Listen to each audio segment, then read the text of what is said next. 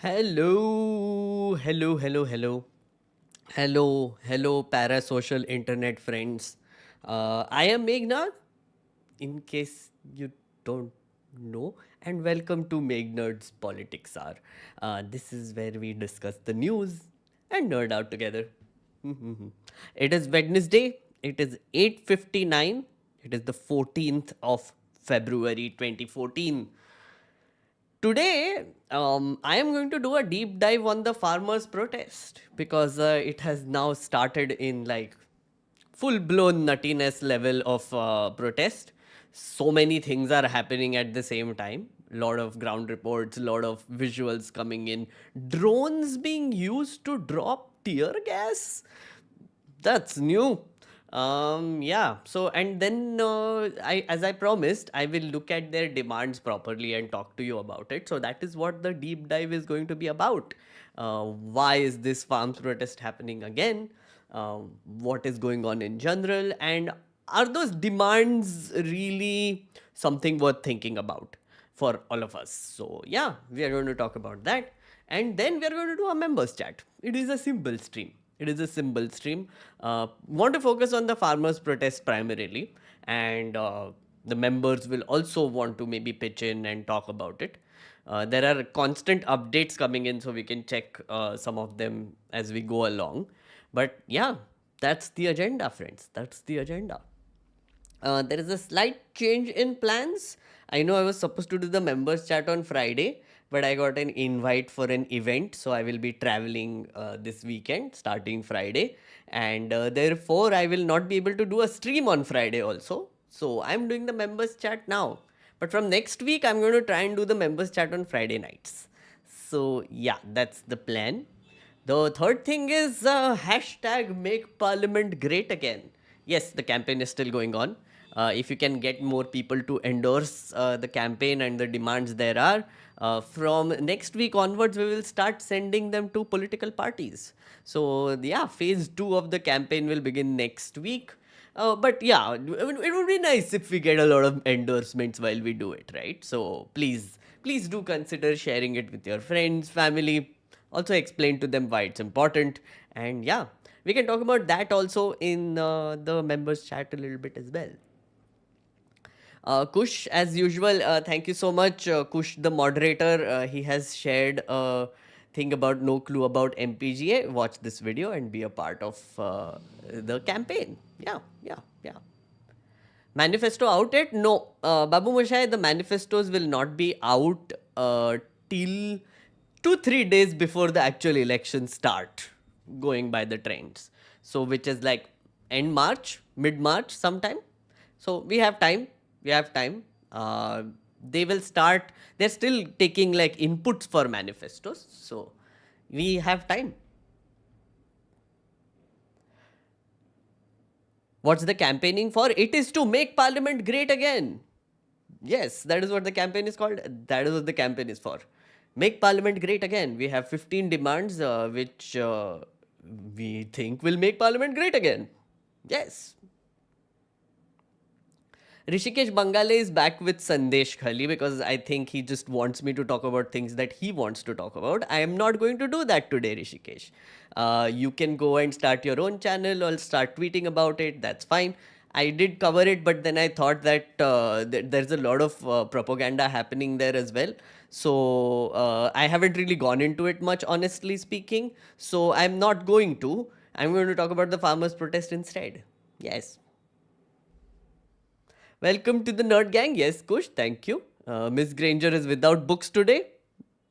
Fair enough. I'm nobody to tell you to study. That's weird. Um, लुच्चे PM की लुच्ची जनता इसको रिटायर करो अब I am tired middle east में मंदिर इनॉग्रेट करने चले गए किसानों से डर के Kumar thank you for that comment yes I wonder if farmers can run a road roller on the spikes, flat it out. From the looks of it, they have gotten some JCBs and a lot of things to break barricades now. So heavy machinery is coming in to especially remove all these barricades that are coming up. But we will talk about that as well. Do you have some thoughts on this? Umar Khalid withdraws bail plea in Supreme Court citing change of circumstances. Yes, I saw that today when the bail plea was supposed to happen again. I don't know why this happened. They withdrew it. I'm not so sure why the bail plea was withdrawn, honestly.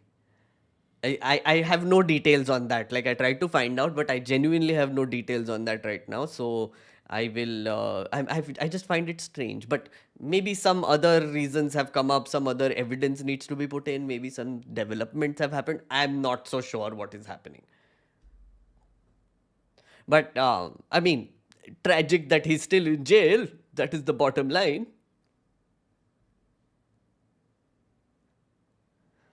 Oh yeah, happy Valentine's, friends. Valentine's. It's Valentine's. It's 14th. Yes, yes. Happy to Valentine's.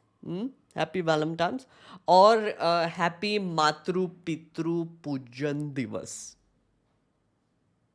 If you are one of those incel types, then happy Matru Pitru Pujan Divas to you as well. And I hope you are happy today, worshipping parents.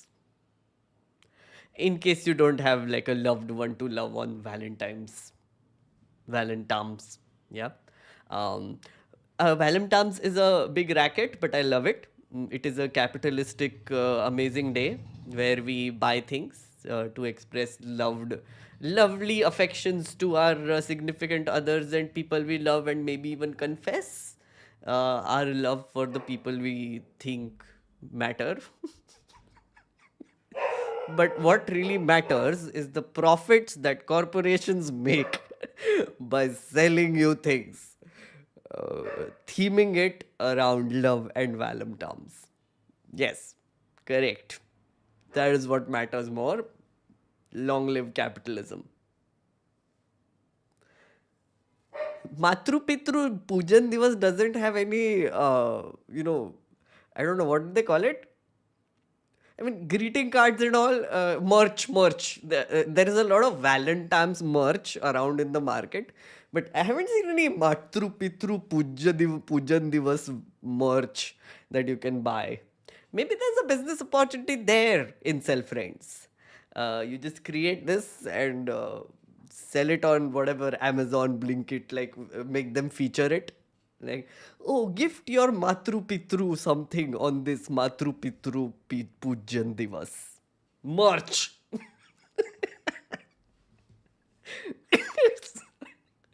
Valentine's, it seems. Valentine's. VHP Bajrang Dal celebrates today as... Arey, हाँ, Kumar also said VHP Bajrang Dal celebrates today as Parents' Day to make love for someone and respect for parents clash. So that there are no intercaste religion marriages. Okay, that's a new angle. I didn't think of it that way. I just thought it's a celebration of being incel. Till now, I feel like that is a good enough justification for that day. Because you have nobody else to love on this day. You're like Matru Pitru Puja. Kar lo. Your emotion has to go somewhere, right? Parents.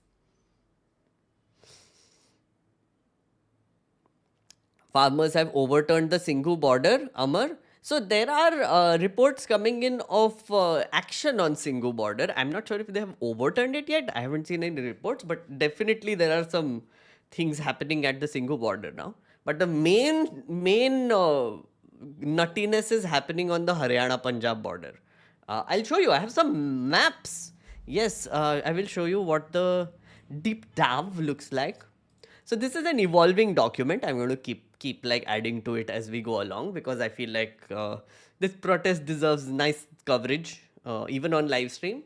So yeah, so what happened after the last protest is a big question that we should all ask. And why have they come back again, or marching to Delhi again? What are the demands? I have done like an extensive thing about demands and what they are, and also some maps.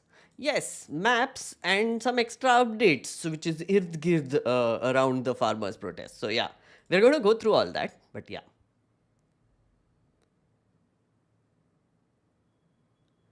we'll be back after quick dinner. Oh hey, Shrishti, hello. Oh, also hello and happy Valentine's to all the people who watch later.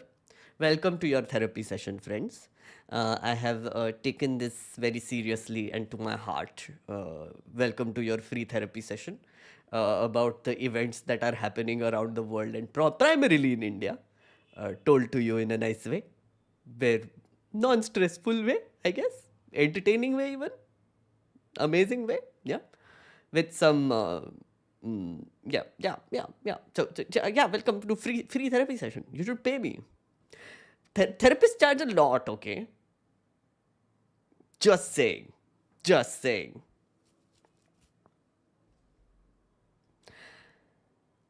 It is indeed unfortunate. Still, it is better to at least keep raising awareness. Kumar ने कुछ बोला था, okay.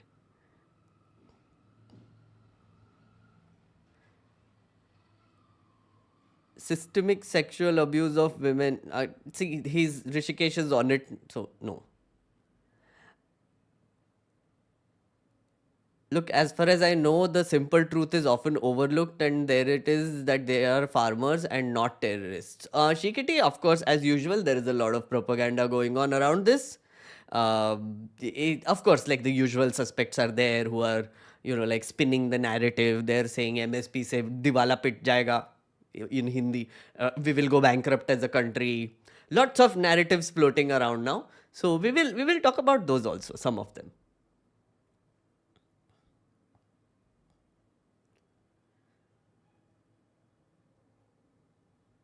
New live setup. Yes, Amara. Yes, there is like a now nice frame. Thanks to Tipsy Monk. Tipsy Monk made this, and he's going to make more versions for me. So, yeah,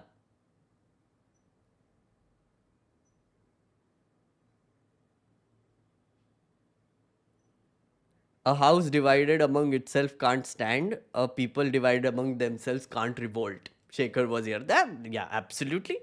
Um, Now there is like another sort of quote unquote narrative floating around about how there was a split in the farmers group also, and how this process protest is not technically being led by all the farmers who came together in 2021 during that first round of protests, and one has split away, become non-political. They have called for this march, and then there is a Bharat Bandh happening on the 16th, which is from a separate thing. So there is also that happening. So yeah, they're trying to divide up the farmers who are protesting as well based on their organizations and differences. So it's easy to do it that way.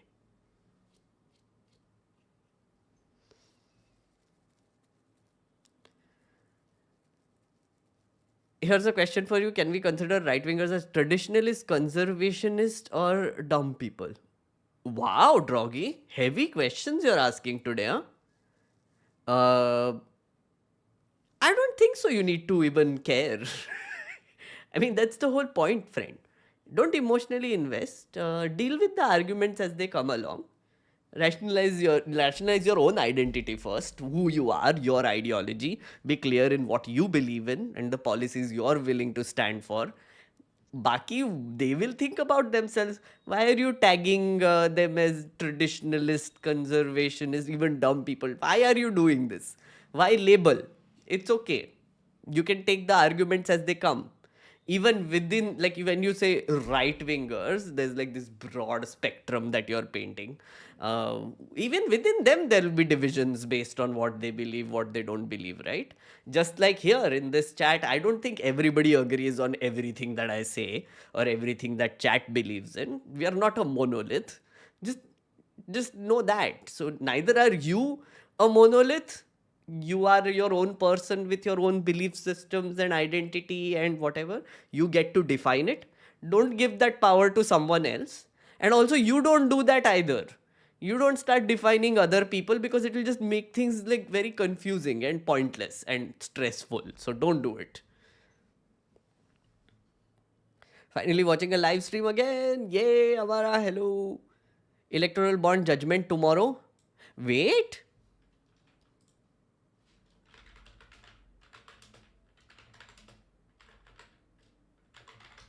What?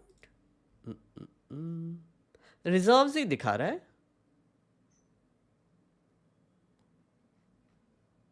It's still reserved, friend.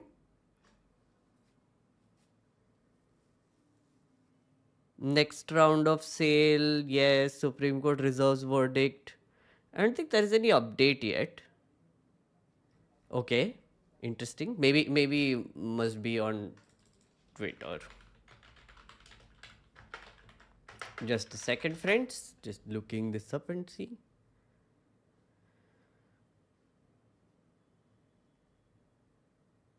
Oh, break. Oh, this is a thing. Wow. Okay. Supreme Court to deliver judgment in the electoral bonds case tomorrow. Okay. Nice, nice, nice. Okay, so friends, maybe tomorrow there is going to be a live stream also if this happens to break down the judgment. This is big. This is big. Thank you, Anuj. Yeah. Wow. Nice, nice.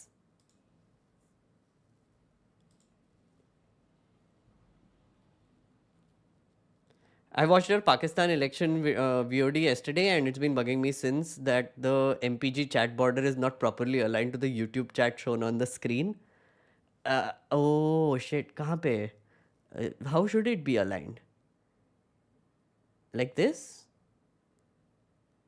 Yeah, I think this is better. I hope.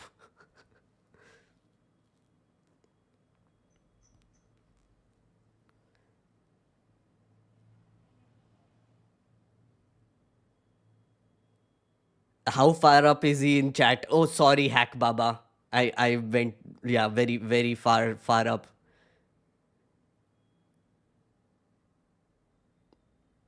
लोगों के दिलों में कांटे बोने वालों ने सड़क पे भी कांटे बो दिए. हिम्मत तो है इनमें. Okay. Okay, yeah. Just joined the live stream, was greeted by a BJP ad. Zubin, as I have mentioned multiple times, Adarniya Shri Sir Modi ji's Adarniya party and their electoral bonds are being spent to buy YouTube ads, and some of that it's coming to me. So I'm very thankful. Thankful. Kunal, hello, and thank you so much for the support, friend.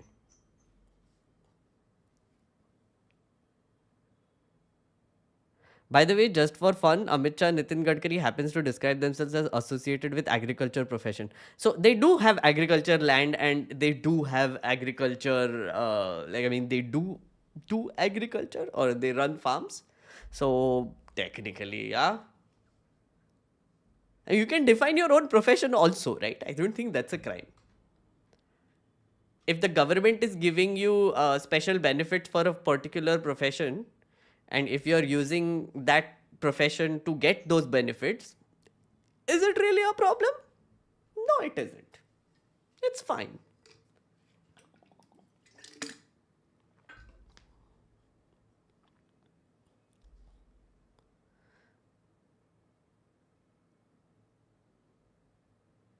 The IT cell has spread misinformation that implementing MSP law would cost the economy 10 lakh crore, which is completely an overestimate, and actual amount is 1 lakh crore. Hack Baba, I have done that calculation. I've done the homework. I'm going to talk about that a lot but I have to go to the very basics first about what is MSP, what are they asking for, how will it be implemented.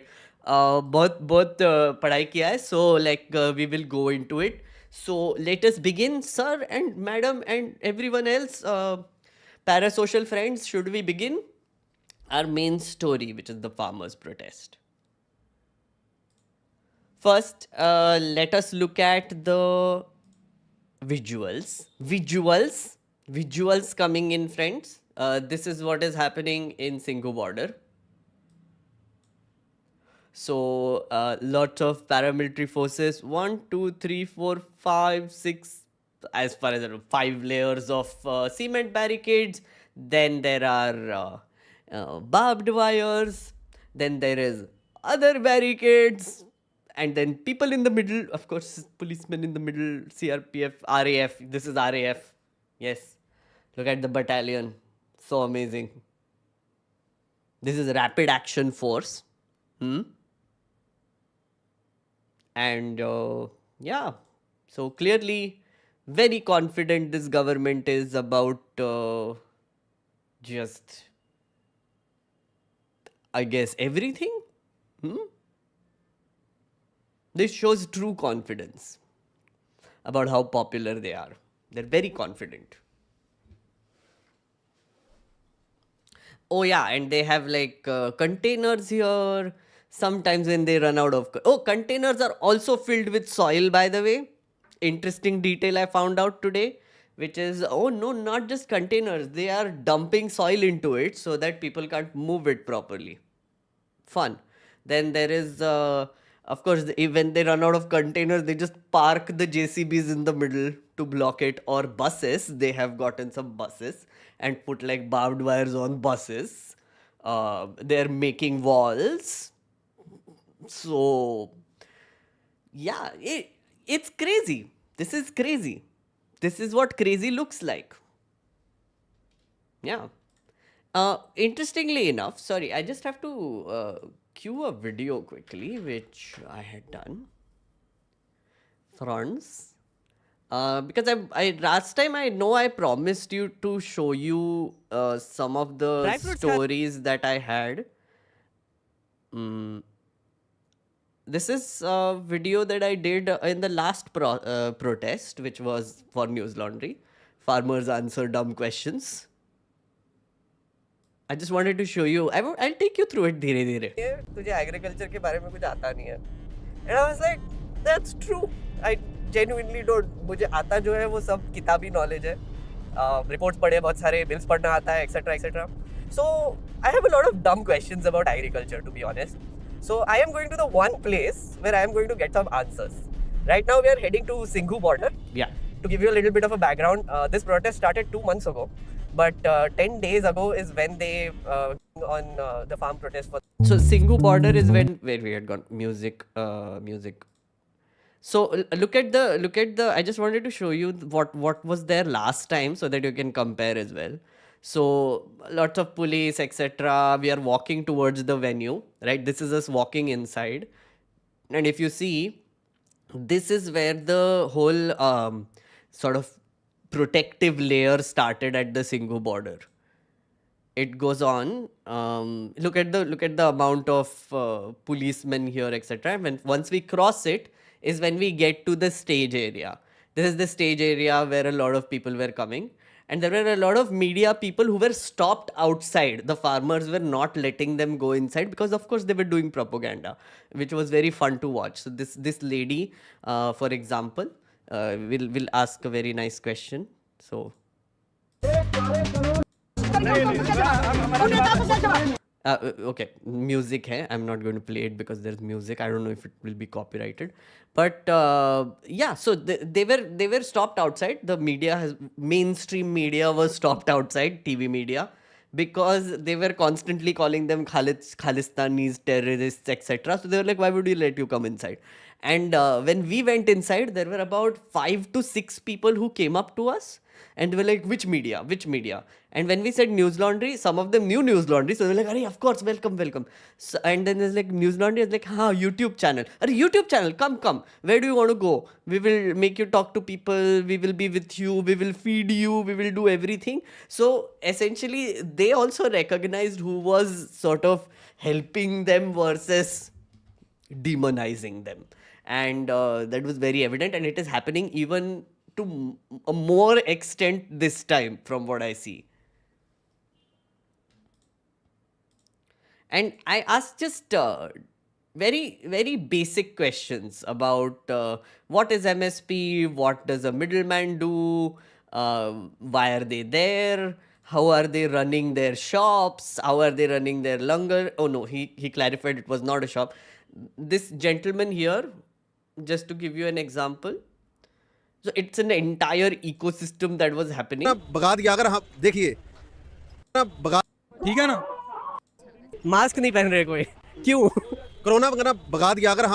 आपने ये दुकान क्यों खड़ी कर दी यहाँ पर? ये असल में दुकान नहीं है, दुकान वो होती है जहाँ पर चीज़ें बेची जाती हैं, ठीक है ना। यहाँ पर फ्री है सब कुछ, क्योंकि हम खुद किसान हैं। तो जो मोदी की सरकार जो 3 काले कानून लेकर आई है, उसके विरोध में जो हमारे भाई यहाँ पर आए हुए हैं, उनको जो मेडिकल फैसिलिटी है वो देने के लिए, और जो फ्री लिटरेचर है हिस्ट्री का, इसके साथ और जो उनकी डेली नीड्स हैं वो हमने यहाँ पर प्रबंध किया हुआ है, ताकि उन्हें किसी भी किस्म की यहाँ पर प्रॉब्लम ना आए। कोविड चल रहा है, आपको कोविड की डर नहीं है? So basically, they were not shops. They were genuinely like free services. They were operating on a gift economy. Everything from langar to everything, money didn't matter there. You just go in and basically they were helping you. And they were very helpful in general. Farmers were getting vegetables from their farms. They were making it in the langars and feeding people. And not just that, they were also not just the protesters, right? Just a second. And this is what I thought was extremely beautiful about this protest. तो फिर हम यहाँ पर अभी वापस जा रहे थे तो we spotted a langar happening, और यहाँ पर बहुत सारे लोकल्स बैठे हैं। तो मुझे इसी के बारे में बात करना था कि प्रोटेस्ट में जो लोग आए हैं वो तो है ही, पर आप यहाँ पर लोकल्स को भी खाना खिला रहे हैं। ਵਾਹਿਗੁਰੂ ਜੀ ਕਾ ਖਾਲਸਾ ਵਾਹਿਗੁਰੂ ਜੀ ਕੀ ਫਤਿਹ। ਇਹ ਗੁਰੂ ਨਾਨਕ ਦੇਵ ਪਾਤਸ਼ਾਹ 13 ਰੁਪਏ ਦਾ ਲੰਗਰ ਕੀਤਾ ਸੀ, ਇਸ ਲਈ ਸਾਡੇ ਲੰਗਰ ਦੀ ਮਰਿਆਦਾ ਹੈ। ਕੋਈ ਗਰੀਬ ਕੁਣਕਾ ਕੋਈ ਵੀ ਆਵੇ, ਉਹ ਇੱਕ ਪੰਗਤ ਬਹਿ ਕੇ, ਜਾਂ ਅਮੀਰ ਜਾਂ ਗਰੀਬ ਇੱਕ ਪੰਗਤ ਬਹਿ ਕੇ ਸਕਦਾ। ਇਹ ਸਾਰਾ ਇੰਡਸਟਰੀ ਏਰੀਆ ਸਾਰਾ, ਇੱਥੇ ਬਹੁਤ ਲੇਬਰ ਰਹਿੰਦੀ ਹੈ। ਉਹਨਾਂ ਦੇ ਭਾਗਾਂ ਨੂੰ ਸਿੱਕਾ ਟੁੱਟਾ ਵੀ ਹੁਣ ਇੱਥੇ ਲੰਗਰ ਚੱਲ ਰਿਹਾ, ਵਿਚਾਰੇ ਆ ਕੇ लंगर छक के शीशा दे रहे भी, और हमसे पूछ रहे भी कितने देर तक चलेगा। तो हम तो गुरु का लंगर है, लोग हमें लंगर देते हैं, हम तो सिर्फ सिखाते हैं। जितना गरीबों को सिखाएंगे उनकी दुआ लगेगी, उतना हमारा बना। हमारे सिख धर्म का फलसफा है नाम जपना, कीर्त करना और वंड सकना। ये जो लंगर है वंड सकना है। ये जो 10 रुपये देता है, उसका किसी के मुंह में लंगर जाता है गरीब के, तो वो गरीब उसको दुआ देता है, तो उसके ज़्यादा तरक्की होती है। इसलिए हमारे गुरु ने कहा भी अपना दसवंध जो आप कमाई करते हैं उसमें दसवंध निकाल के गरीबों को दो। उस फलसफे में हमारी ये लंगर चलता है। और लंगर में कुछ कोई गरीब है अमीर है, सब यहाँ सबको लौट है, किसी के लिए मना नहीं है। I am here where there is a langar preparation happening. So it was very interesting to see this, right? Which is not only were they protesting, but they had just created a community and a society even, which was completely running on gift economy. Seriously, that's kind of very interesting to see. Yeah, and everybody was happy. Yeah. Who is this cameraman? So Aditya, my ex-producer, was the cameraman here. I don't have that man bun anymore. I used to have a man bun. That was COVID time, wild time. They had schooling sessions for children last time. Yes, they had art festivals, they had schooling sessions, they had so many things happening there. Hey, thank you, Shao Interin, for the super chat. Why so much security? Ye farmer are Indian na. So, I mean, that's the question, right? Why is there so much security there? Why is there this necessity? Oh, one more thing is happening, by the way. They are using new technology also to disperse the crowds, which is this. Drones are dropping tear gas now. Look at this. Look, that dropped. Those are those are tear gas dropping drones. Crazy.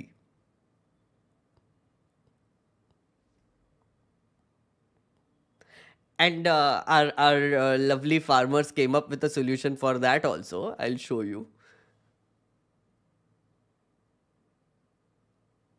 But I mean, I guess. Look at this. So now they started flying kites to prevent drones.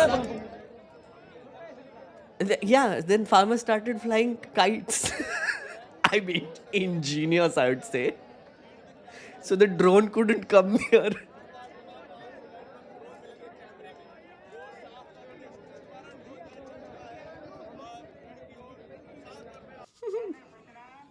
just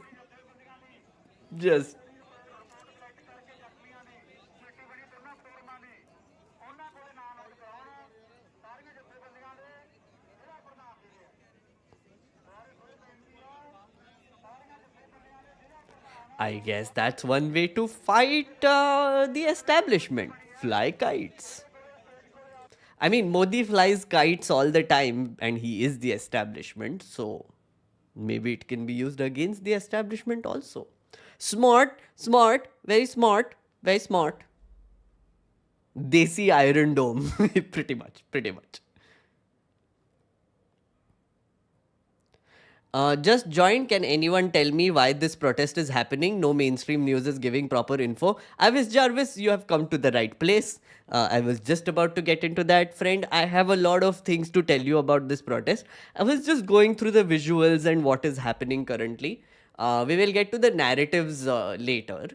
But this is what Madhura Swaminathan, who is the daughter of MS Swaminathan, who got the Bharat Ratna, said recently. And then we will get into what the protest is. The farmers of Punjab today are marching to Delhi. I believe, according to the newspaper reports, there are jails being prepared for them in Haryana. There are barricades. There are all kinds of things being done to prevent them. These are farmers. They are not criminals. I request all of you, the leading scientists of India, have to talk to our Annadatas. We cannot treat them as criminals. We have to find solutions. Please, this is my request. I think if we have to continue and honor MS Swaminathan, we have to take the farmers with us in whatever strategy that we are planning for the future. Thank you. So, Alu. So yeah, backgrounder being farmers' protest is happening for the second time. They have called this the Chalo Dilli protest, which is currently underway. They were supposed to reach Delhi on 13th, which was yesterday, or they started marching on the 13th. They were supposed to reach today, but the police and the establishment have started blocking them in multiple points. I will show you where. They have a few list of demands. I wouldn't say that they are exactly a new list of demands, because in 2020, 2021, when the protests actually happened, they were happening against the 3 farm laws that were introduced by the Modi government, the 3 Kale Kanun, as they call it, right? The basic premise of those laws was that they wanted the okay, I need to go into more background. Wait, so they wanted essentially to dismantle the current system of mandis and remove middlemen, so that corporations and big companies could come in and they could crack deals with farmers directly. There were a few problems with that. So that was the law. Farmers were against it. I will tell you why they were against it also as we go along. But the Alu! Oh, sorry guys. Lost my chain of thought. So they were essentially opposing these 3 laws, right? And against corporatization of farming and agriculture, right? We will debate whether that is a good idea or not later, right? I'm just telling you the story first. So in 2021, the Modi government withdrew those laws, but at the same time, the farmers did not leave immediately. There was a reason why they were there for a few more days, because they wanted a guarantee from the government that they would resolve certain issues related to the agriculture sector. So in writing, they had given them certain assurances about minimum support price and other demands, which have not been fulfilled till now. So the reason why they are marching again is because what they promised in 2021 at the end of the protest has not been implemented. One of the major things they were asking for is the minimum support price guarantee. Now they want a law. So earlier they had just promised that they will give them more MSP, and but didn't really say that they would bring in a law. But now they're demanding a proper law. Again, we will talk about all of that. Alu is in support of farmers. Alu is always in support of farmers and everyone. Producer G is protesting.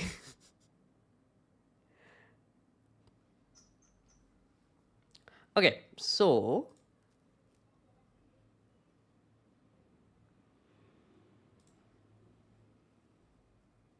Yeah, okay. So here's what happened in the last protest. Okay. So farmers began an year-long protest in 2020 against the government's move to introduce three controversial agriculture reforms. Farmers group called off their strike after the government scrapped the laws, agreed to discuss other demands, including guaranteed prices for produce and a withdrawal of criminal cases against protesters. So, during the protest, there were a lot of criminal cases that were filed against protesters. So, one of the demands was that you should withdraw it. The government had said, yes, we will take action on this and we will withdraw these criminal cases as well, which they haven't done either. Farmers did not leave the protest site immediately and continued the protest until the government gave them a formal letter, which they did, and that's why they dispersed. The government promised to form a committee to decide MSP issue, which would include representatives from federal and state governments, agriculture scientists, and farmer groups. Government has so far held 2 new rounds of talks with farm leaders. So they continue to say we will form a committee. Yeah. They continue to say these things. Piyush Goyal has met farmers in Chandigarh as well. There are some ministers who are talking to farmers. Modi ji is going to UAE to inaugurate, Qatar, I guess, wherever, Middle East, to inaugurate a temple because important things. But there are ministers who are going and talking to these farm leaders as well, trying to figure out a solution. Apparently, it is not going well from the reports. It is not going well. Currently, the protest is kind of going nuts because it is not going well also.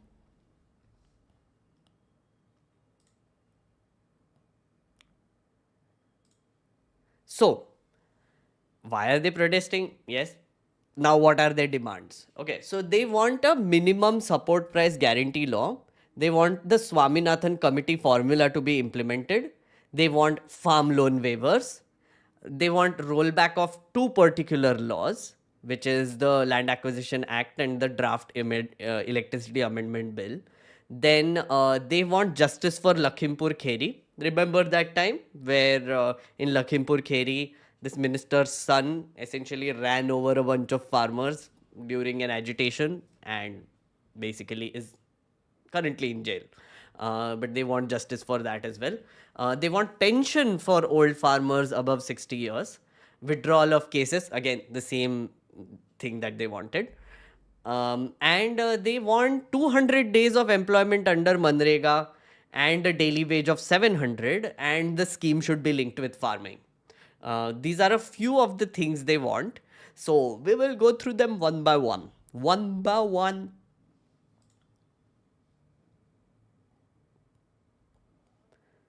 But before that, some chat. I'm going a little bit upper. Producer G is also protesting. Mandis are wholesale markets, guys. Someone was asking. Okay. Let me explain simply how mandis work. Okay. In an ideal situation, ideally, what happens? So there is a farm. There is crop being grown. Farmer is growing crop. Farmer harvests crop. Farmer comes to you, sells you the crop. You bring it into your house. You cook it and you eat it and you're happy. Ideal. Simple. Right? But that's not what happens because we do not live in an ideal world, friends. In case you noticed.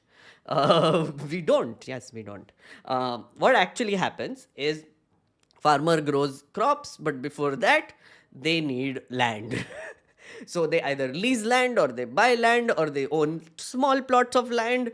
Mostly about 80% of our farmers own very small plots of land, which is 2 hectares, about average 2 hectares of land. Now they have to put in seeds, fertilizer, water. They have to depend on seasons. They have to figure out labor while doing the whole farming, all those things, right? That is what goes into it. Then they have to wait for the crop to grow. Sometimes because of the season, the entire thing is washed away. Sometimes disasters happen. Nothing comes out of it. Crops fail. Natural disaster things. So if a small farmer, if that happens to a small farmer, they are done, right? Now, If assuming the crop is great, what they do is they take it to a market. Now, in the case of India, we have come up with this mandi system, an APMC. What happens at an APMC is that the seller, who is the farmer, and the buyer both come to this common marketplace and price discovery happens. What that means is price discovery is when the farmer offers the produce and there is an auction on it for a particular produce and a fair price is set there, right? So it is basically a negotiation forum of sorts, right? There are a bunch of middlemen who help you do this. Those are the adathis as well, right? Now, once that is done, once they sell the produce to the buyer can take it to their factories, process it, or sell it directly to the consumer, or go through a line of wholesalers who make sure that your market gets it. And then your market say you pick it up, you bring it home, and you eat, right? The middle portion of it, what happens after the APMC, is where people keep adding their own value. So if the chain is long, say from the APMC, one buyer is buying, one wholesaler is buying, right? They take it to the district. Then another wholesaler will buy it, they take it to your town. Then another wholesaler will buy it and they take it to your local market. Then local market say there might be one thelawala who will pick it up, right? And then that comes to you. So in this entire process, a 10 rupees thing that was sold at the APMC might come to you for like 100 rupees. Basically, like there's massive inflation that happens because of this whole chain of people who are taking value from the produce that they're getting, right? The thing is, from farmer to APMC, farmers basically have this safety net, which is called an MSP, which is minimum support price. So when the price discovery is going on, when the haggling is going on, your goods is worth this much, that much, the ceiling is set, or the lower ceiling is set, where the price cannot go beyond a certain point. So that the farmer who has put in cost, who has put in all this fertilizer, etc., is at least supposed to recover that. If not make profit, at least they will be able to plant the next crop, because they will at least get the MSP, the safety net. If they want to sell for more than that, if there is more demand, then of course they can. But at the same time, the buyer cannot force them to go below it. What these three farm laws were doing was that this entire business, they were giving permission for it to happen outside. Some of the states have made it mandatory for these price discoveries to happen in the mandis. Some of them have removed it, like Bihar and Maharashtra being particularly two states, which destroyed this whole MSP, not the MSP, but the mandi system. And that led to disastrous results where corporations were coming in and bullying the farmers to sell it at like below their cost also. That has happened because you have to understand, when a corporation negotiates with a small 2-hectare farmer or even 10 of them, they have the power there. Right? They can bully those farmers into reducing the prices, and the farmers would be desperate, so they would sell it to them anyway.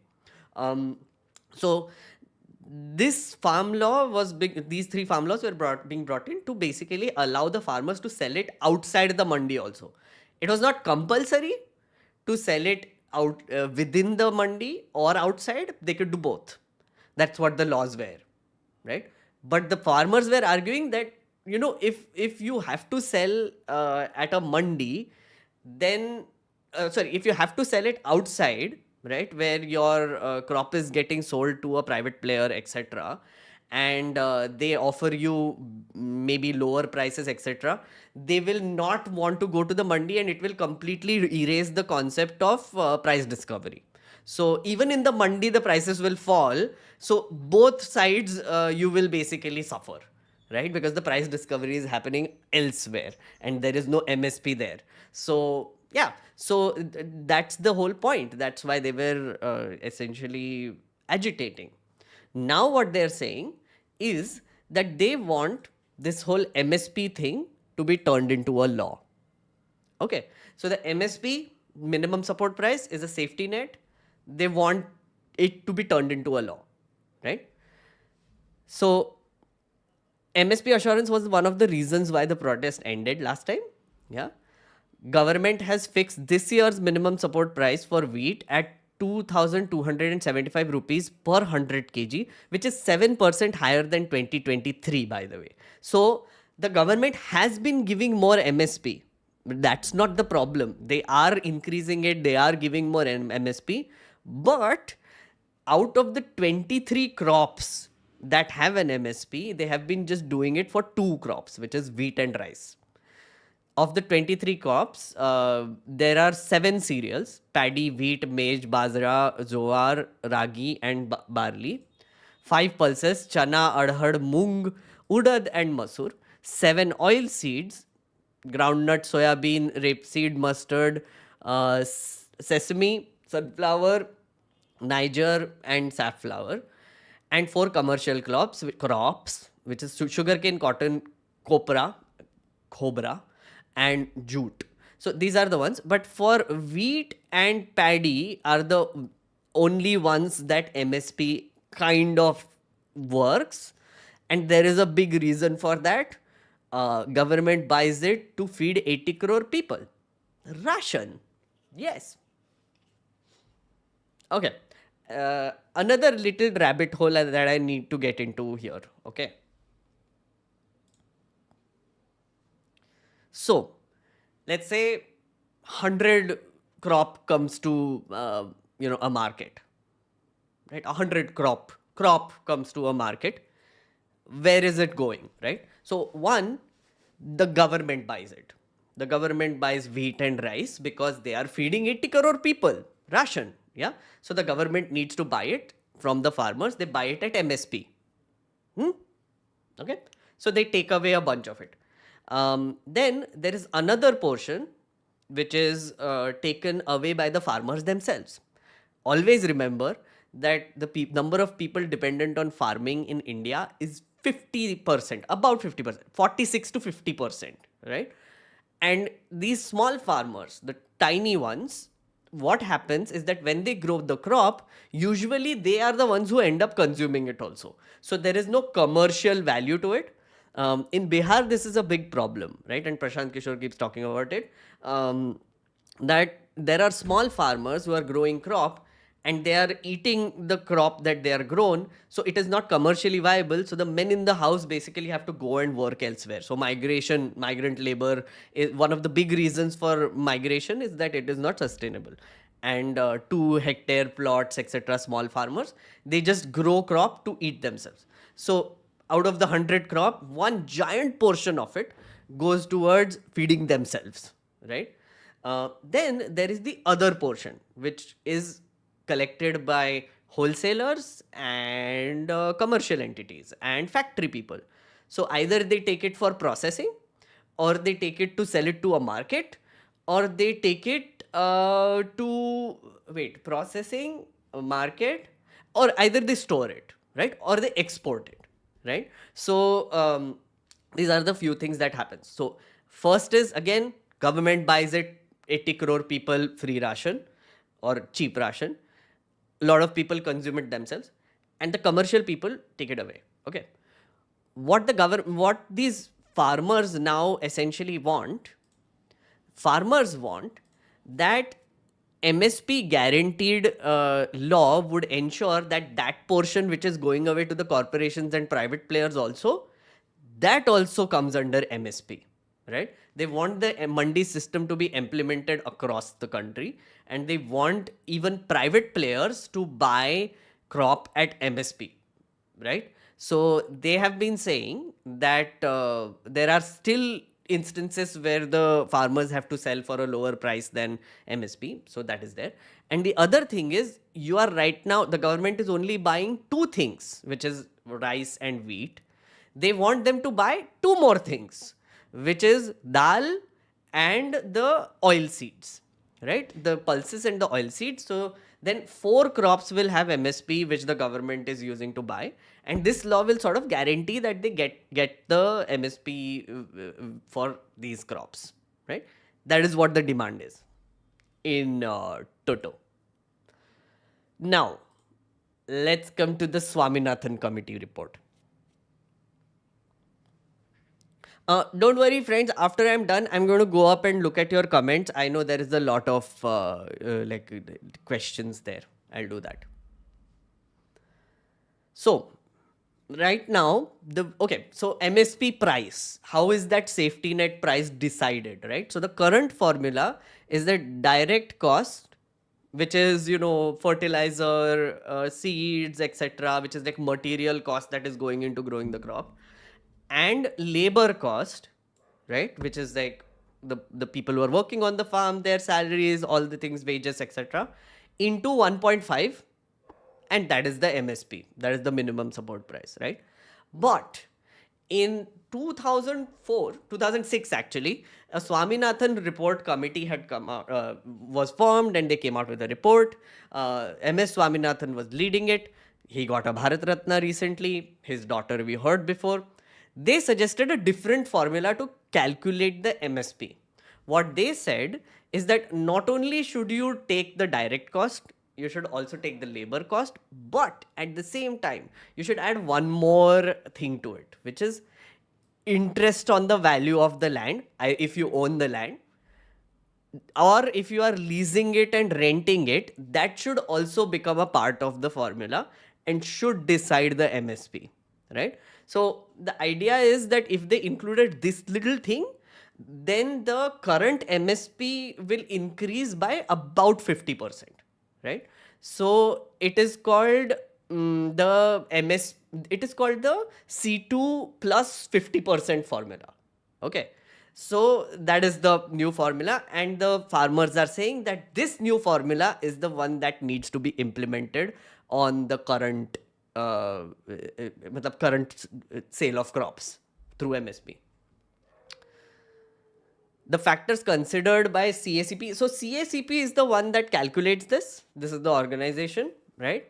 So they calculate this using cost of production, domestic international prices, demand supply conditions, intercrop price parity, terms of trade between agriculture and non-agriculture sectors. But they do not include the value of land or the lease amount or the rent amount into it, right?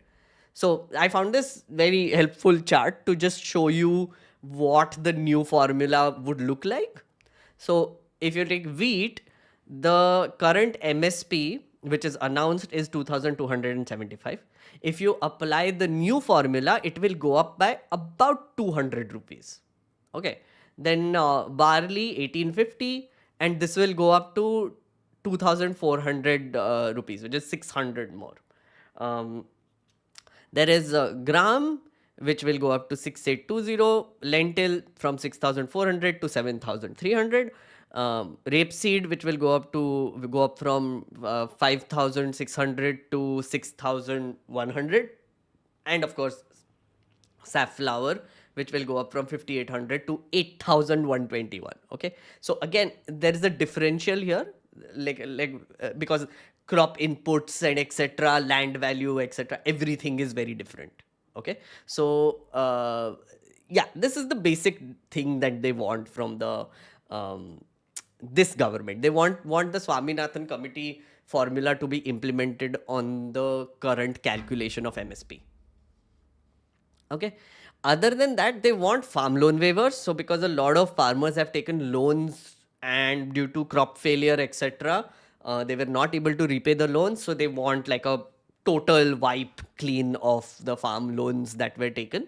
They want it to be waived, right? And then they want rollback of two main laws, which is, one is the Land Acquisition Act. So Land Acquisition Act was changed after Modi ji came to power.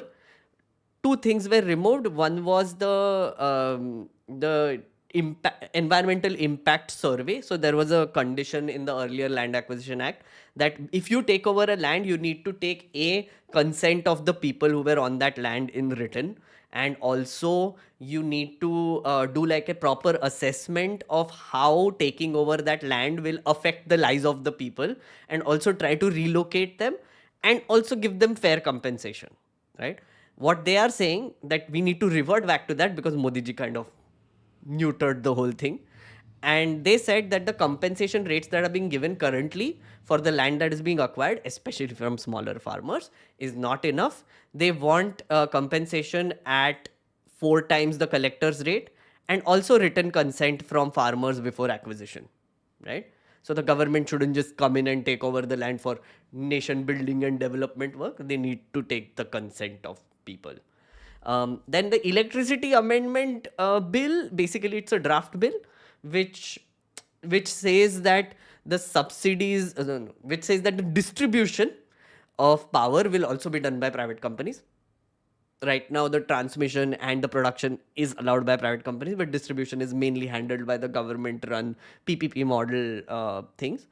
What will happen is that if it is privatized, then subsidies go away. So a lot of state governments are giving subsidies like 300 rupees free electricity, 300 unit tak free electricity, or less electricity, or farmers get free electricity, all those things. So farmers are saying that once you give it to private players, the subsidies will go down or completely be eradicated.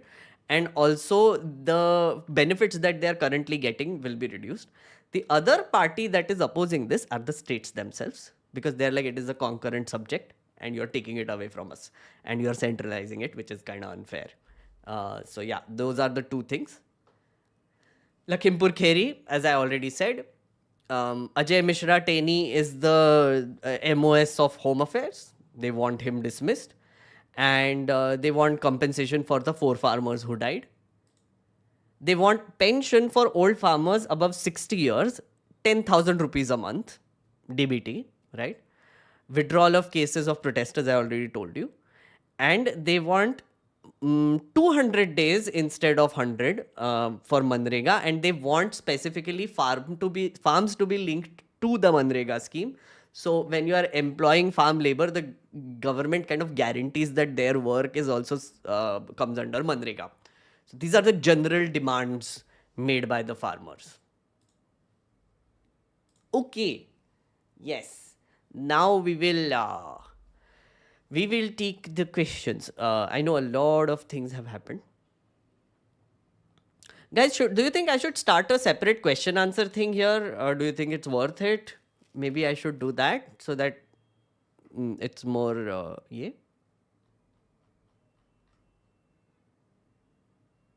organized is what I meant. Sorry.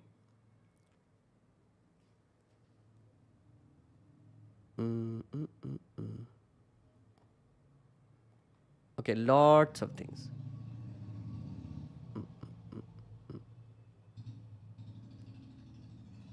Ritesh is fighting with someone, I guess. Okay, I'm going from here.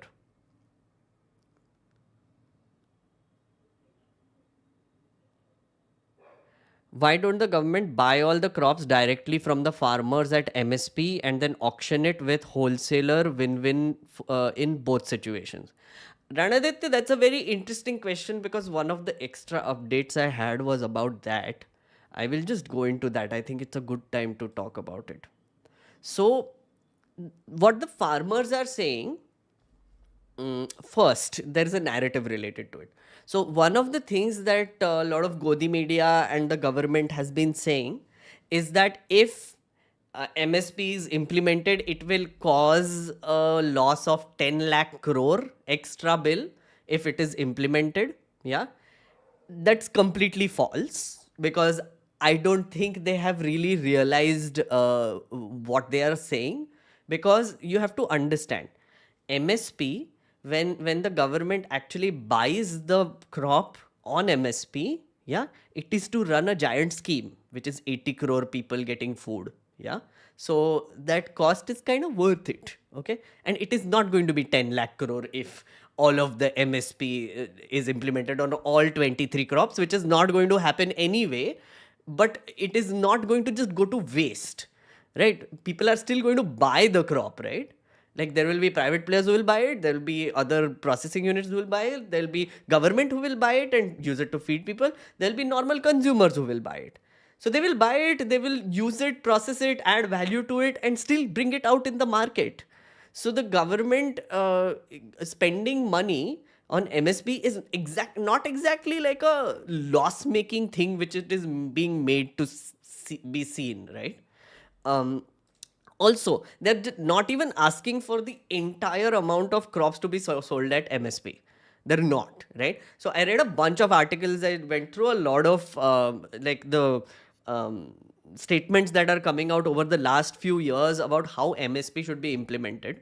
And this is what I got from it.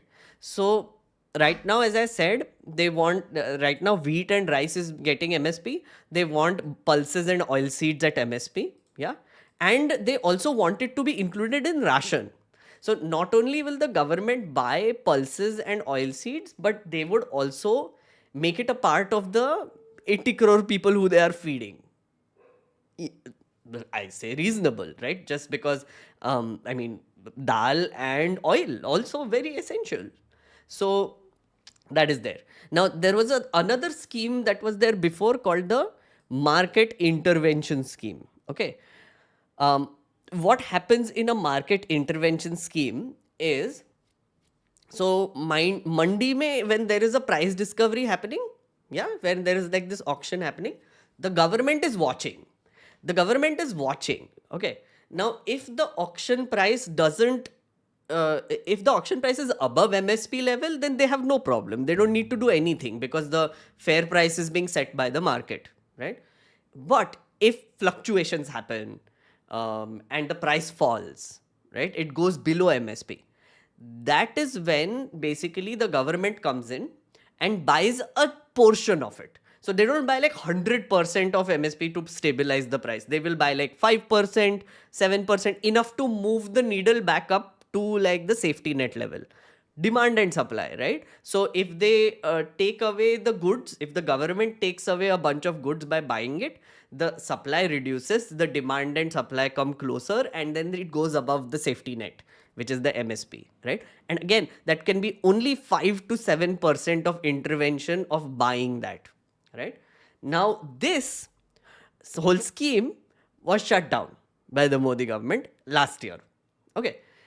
They have proposed and started piloting another scheme, which I think is actually better, is there is this deficit payment scheme which they are trying out, right? What happens is, now, if the price falls below MSP, the government will just bear the loss. So they will not technically buy the goods, right? So the farmer will still sell it to the person who is willing to buy it at whatever price. But the remaining amount, which is below the MSP, that can be filled by the government. So that the farmer doesn't face the loss, the government absorbs the loss for themselves. And the farmer gets like price up till the MSP, and the buyer gets to buy it in whatever price they are trying it out on. The only thing is it becomes really complicated implementation wise. They tried to do this in Haryana and apparently it is working. Again, not much data there to show for, but at the same time, it's an interesting approach. So technically the government doesn't need to buy the whole thing and keep it in their go down. They just need to, have like this cushion for the farmers to protect them from massive losses.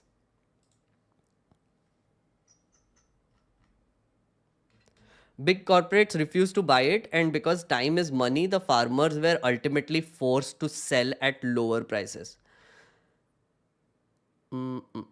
Yes, that is another thing. So, Yash, good point, right? So the way price negotiations can happen is the corporation has the advantage of essentially making sure that the farmers become more and more desperate. So for example, a vegetable farmer, right? A vegetable farmer, when they're growing their crop, they know that there is a shelf life. What corporations can do is they can offer cold storage services, right? So a normal farmer, a poor farmer might not be able to afford cold storage services. So they know the point where their crop will start to spoil. So when they reach that point is when these corporations can come in, grab the whole thing, say that we are going to put it in cold storage, but at the same time you have to go sell it to us for cheap. So that is what happens when corporations basically, obviously corporations want to increase their profits also. So they wait for the poor farmer to essentially go to a desperate level, and then that is how negotiations take place, right? So to prevent that is why the MSP exists. They want a guarantee so that even if the corporation wants to come and buy this at this situation, they can not go below the safety net. Case study for this already exists, which is the state of Bihar, which turned small farmers into laborers in states like Punjab and Haryana. Exactly, Chintan. Like the one big reason for migrant laborers going out of Bihar is non-implementation of MSP. MSP should cover all 22 crops. Manu, so, I mean, opinion is divided on that, but I feel like the thing that they have suggested, which is wheat, rice, pulses, and oil seeds. If you buy them on MSP and make it a part of the ration, I feel like that's a great idea. Because, of course, you're already giving ration to 80 crore people. Yeah, so then you add like pulses and oil seeds on MSP so that farmers are also helped and people are also fed.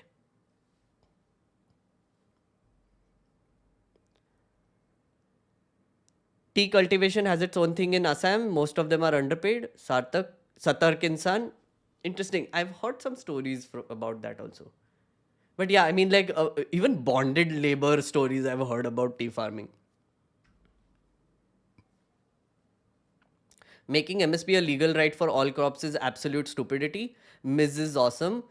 Ms. So the thing is, I don't think it's realistically possible to make it for all crops, right? And that's why I think the selective crop approach is actually a great idea.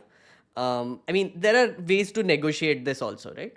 The point of this whole thing is not that every farmer will sell it at MSP, right? The point is that in an ideal scenario, crop will always be sold above MSP levels.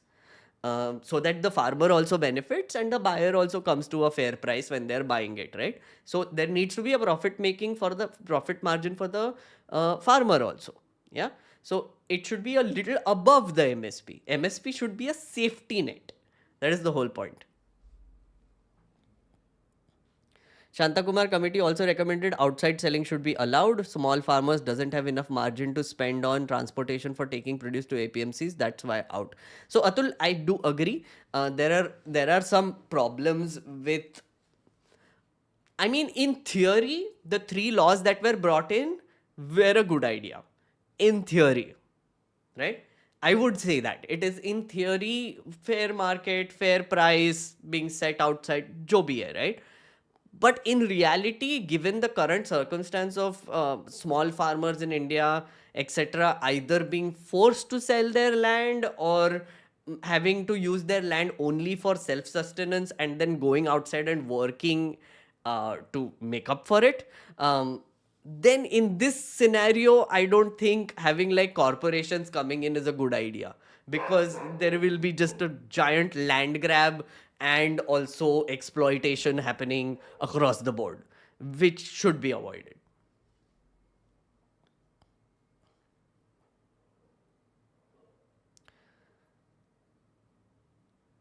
Farmers are not even asking the government to buy, but rather anyone who buys pays MSP minimum. Exactly. So the government is already doing it for 2 crops, right? They want the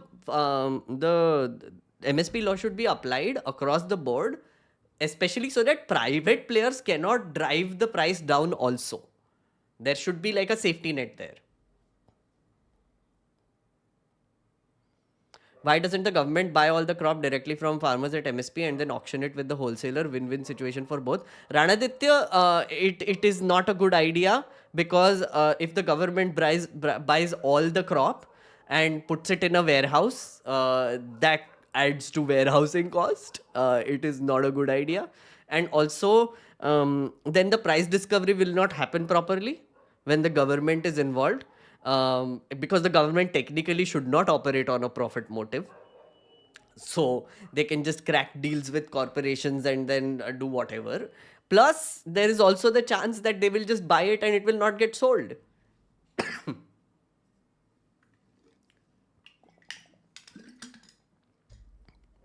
Also, I do believe in this thing about the government not being in business. I don't think the government should do business. The government should regulate business. They shouldn't do business themselves. They are like usual drama. Elections are coming. It's Congress funded.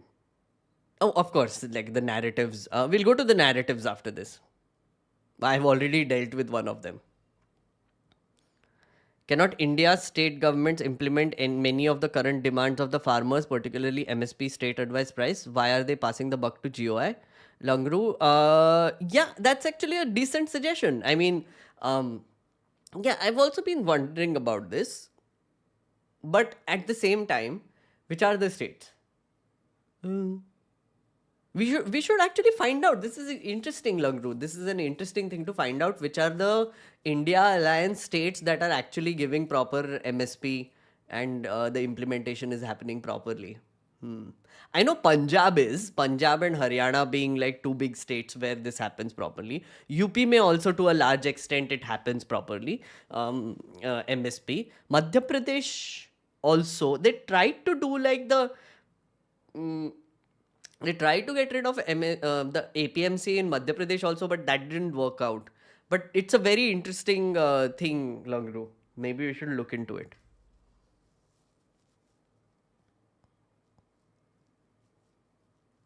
You are only presenting one-sided view. I supported CAA NRC protest, but not this. Atul, it's fine if you don't support this protest, Atul. I'm just giving you information as I have collected. And of course, I have sympathies in favor of the farmers. And of course, I am anti-establishment. So I'm going to talk from that sort of lens as well. If you want pro-establishment views, then you go look at, I'll show you one pro-establishment view, which I think you will be very proud of. Look at this. This is Meg Updates, who is saying, big revelation by one of the professional leaders of farmers' protest, Tejveer Singh, right? We are fighting the opposition battle. We want to change this government. Okay, watch the video. के लिए तैयार था इस तानाशाह सरकार के खिलाफ मैं आपको दो बातें स्पष्ट कर देना चाहता हूं कि मुद्दे सबके हैं जो पैरामिलिट्री फोर्सेस हैं उनके मुद्दे हैं अग्निवीर है उनका वन पेंशन का रैंक है किसान मजदूर सब की लड़ाई लड़ रहा है खिलाड़ियों की लड़ाई लड़ रहा है मणिपुर में जो दंगे हुए थे उनके लिए किसान खड़े हुए नूह के दंगों को रोकने के लिए किसान खड़े हुए अब मजदूरों के लिए पूरे विपक्ष की लड़ाई किसान लड़ रहे हैं जिसकी आज आगाज हो चुका है मैं आपको एक बात बता देना चाहता हूं कि इतिहास रहा है चाहे वो अन्ना आंदोलन हो चाहे वो चंपारण का आंदोलन है चाहे गुरु का बाग का मोर्चा हो चाहे चापियों का मोर्चा हो आंदोलनों से नेता पैदा होते हैं नेताओं से आंदोलन नहीं होता ये कल तय कर दिया जाएगा और आने वाले समय में आप देखेंगे कि ये आंदोलन इस देश की दिशा इस देश का राजनीतिक जो भूगोल है वो बदलने का काम करेगा और लोग एक नए देश को देखेंगे जिसके साथ हमारी एकता हरियाणा पंजाब भाईचारा और देश के अंदर किसान मजदूर की और कमेरे की बात होगी बहुत So what this fellow was saying was that we are fighting the fight of everyone. Yeah, they did not agree with our demands, so therefore we are protesting. But at the same time, we do realize that people in Manipur are protesting, where wrestlers are protesting. We are also standing up for them. Yeah, and we are protesting against this government. We are the opposition. We meaning the farmers are now the opposition against this government, is what he was saying. What Meg Updates, the pro-establishment person basically handle is saying, big revelation. Apparently this is big revelation. A professional leader. We are fighting the opposition's battle. We want to change the government. So Atul was his name, right? Atul, so this is pro-establishment narrative. So if you want to look at pro-establishment narrative, you can go here to people like Meg Updates and get them. Okay? But the fact is, what the guy said is right. If in a democracy 101, in a democracy, when people do not agree with something that the government is doing and their promises are not fulfilled, the people have a right to protest. And that is what they are doing. Yeah. Democracy 101. And for someone like me, who is doing a live stream talking about the news, etc., I keep telling people that my ideology, general ideology and approach is anti-establishment. So I will side with the people who are against the establishment. In this case, the farmers. So yeah, I will give you those sort of views with that lens. If you want government views, you can go to government. I'm not the government, friend.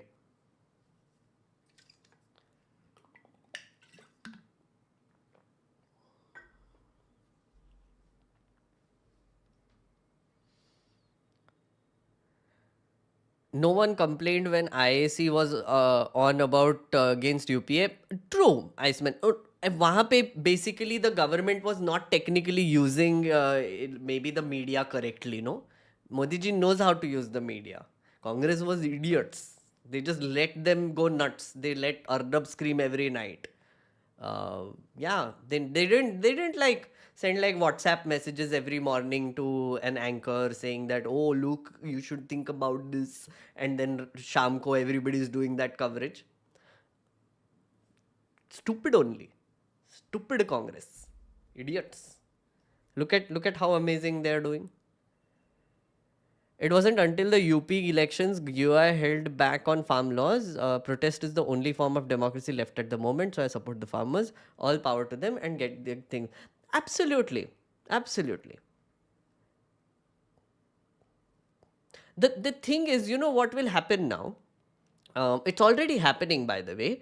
There were some photos being circulated of 3 policemen lying injured, quote unquote, on a bed in Haryana somewhere. This will happen a lot.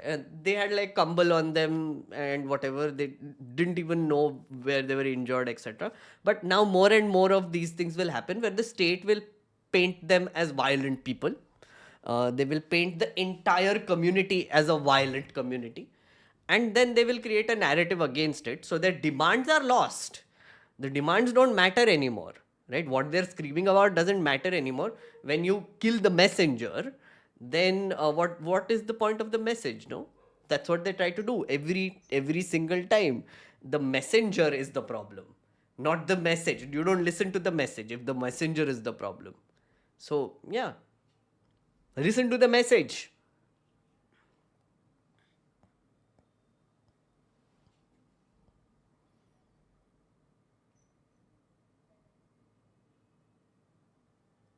Modi ji 15 lakh कब मिलेंगे? Oh, like the pretend accounts are here. Indira Gandhi and Modi, I see.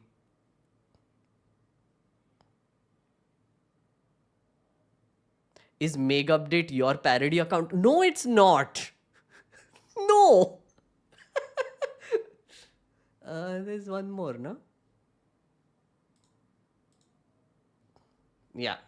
Our friend Himanta Bishwa Sharma also shared this, which is the same thing, right? You know, look at this Mercedes ka symbol. Are they farmers or dacoits? Farmers. Again, see? Target the messenger so that the message is lost. Yeah. This was and our friend Mohammed Zubair has also corrected him.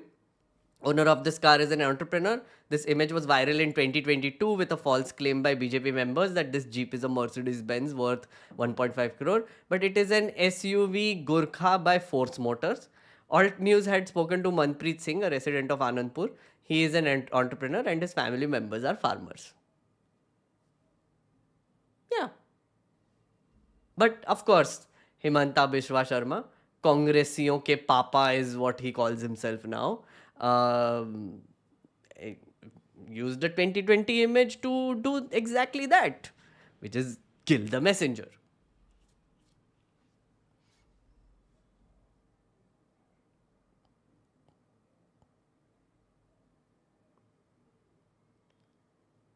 Raga is right on Himanta.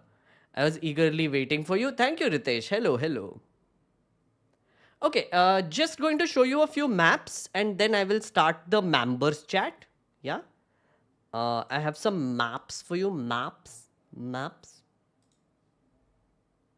So, you know, you will hear a lot of, places. Like basically you will hear about a lot of places which you might not be familiar with. So I thought you should be familiar with them. Yeah, so Okay, so you will hear a lot right now. You must be hearing about the Singhu border. So this is Delhi, right? And you can see like the light outline here, which is the Delhi NCR area pura here, right? Um, Basically the Union Territory area pura. Yeah, it goes SA. So this is where Singhu is, which is north, right? This is where Tikri is. Wait, I'm confusing. Wait. Uh, fail. This is where. This is where Gazipur is. This is Gazipur here on the east. The west is the Tikri border and north is the Singhu border. Okay. So this is where main action is happening right now. This is the way to Gurgaon. Here, this whole thing that you see, this crossing, little crossing, this is where there is massive bandobast right now of the police. Yeah, but it's not closed technically, but there is a lot of police there right now. So right now they've sealed off all these 3 places which will let them enter Delhi, right? There is another one which will make it even clearer. Okay, so again, this is New Delhi. It's zoomed out. Yeah, right now the action that you are seeing is basically happening here and here, right? This is Punjab. This is Punjab. This is Haryana. This road goes all the way to Delhi. So they are taking this route. They're coming from Rajapura all the way here, Kurukshetra, Karnal, Sonipat, and coming all the way to Delhi, or trying. So they were stopped here last time. Here, right? Right now they have been stopped here. So there's still such a long way to go. Okay. This is the other border where they're being stopped, this area, right? The other one that they are also like stopping people, there was one more here somewhere, Bahal, I think. Sivani and Bahal. So these are another 2 places where there is some action happening right now. So farmers are trying to come from all over the place to New Delhi, but especially Rajasthan, Haryana, Punjab, and Uttar Pradesh. Yeah. So Punjab being the major influx. So there are 2 places where action is happening. The scenes that you are seeing of drones and everything is happening here. This is the Shambhu border. Okay. So so reports are saying that from this Shambhu border till Singhu border, there are checkpoints at every 5 to 6 kilometers, barricading and checkpoints. So there is still a long way for the farmers to go. Long way. Long way. Extra updates. One thing that I wanted to also flag.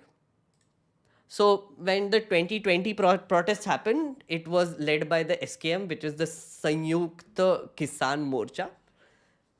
After 2021, some events happened, some disagreements happened, and there was a little bit of a split.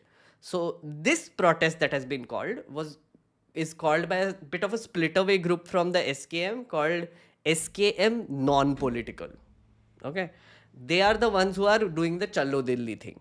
Then there are a few others which are SKM, the main one, and others who have called a Bharat Bandh on the 16th.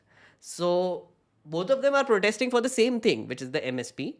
They want an MSP law, but they're using different methods.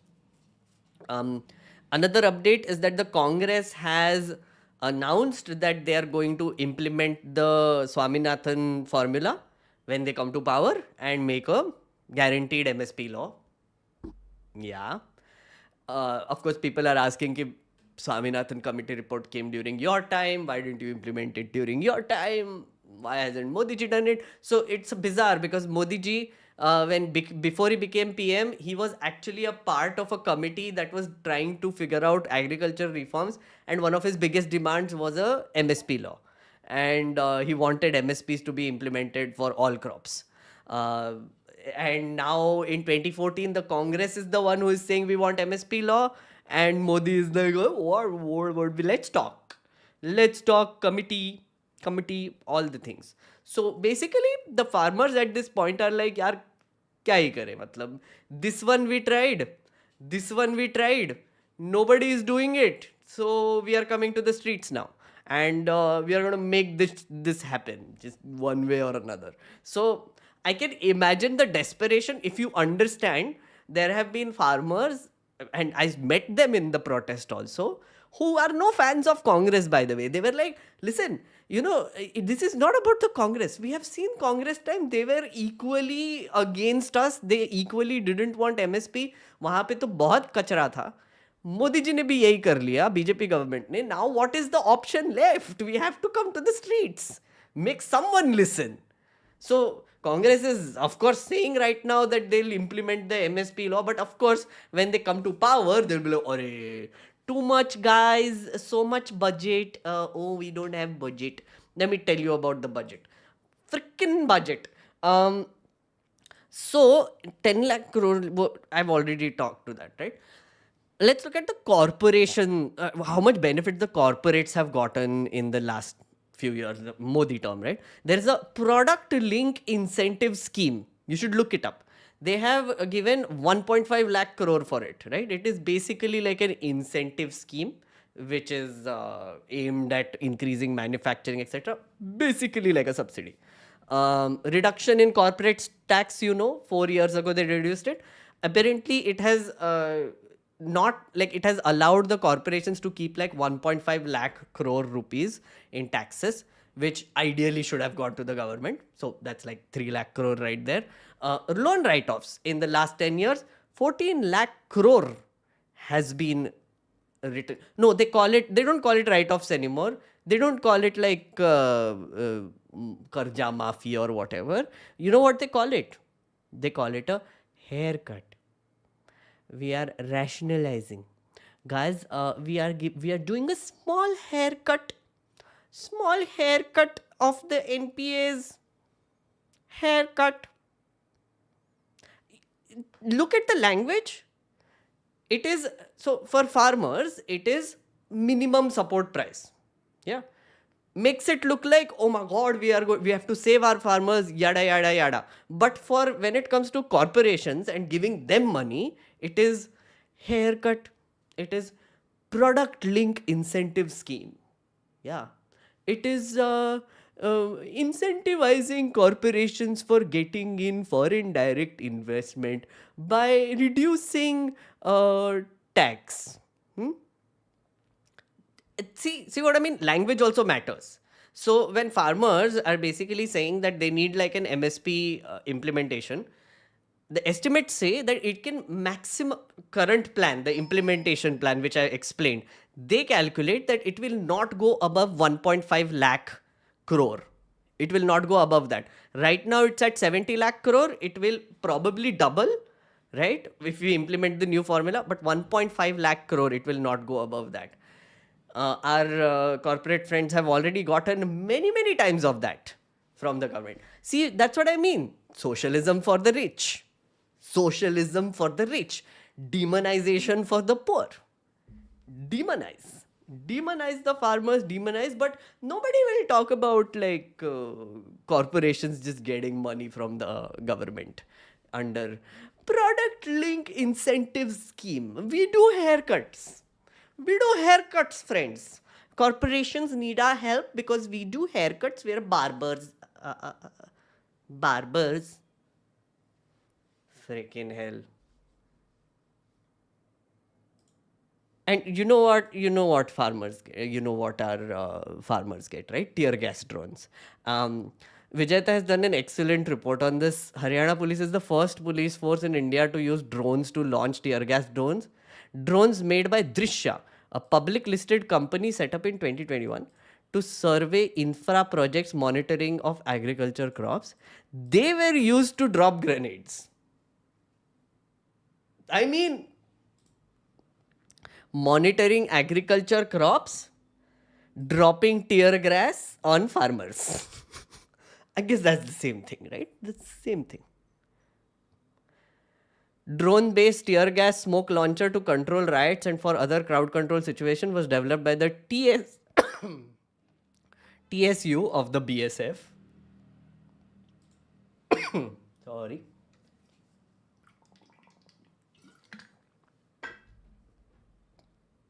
In 2022, but it has not been sold to any state force yet. Officials said it is possible Haryana procured the smoke launcher from a private vendor. Tear smoke canisters launched from the UAV or drone were, however, made at TSU in Tekanpur, Madhya Pradesh.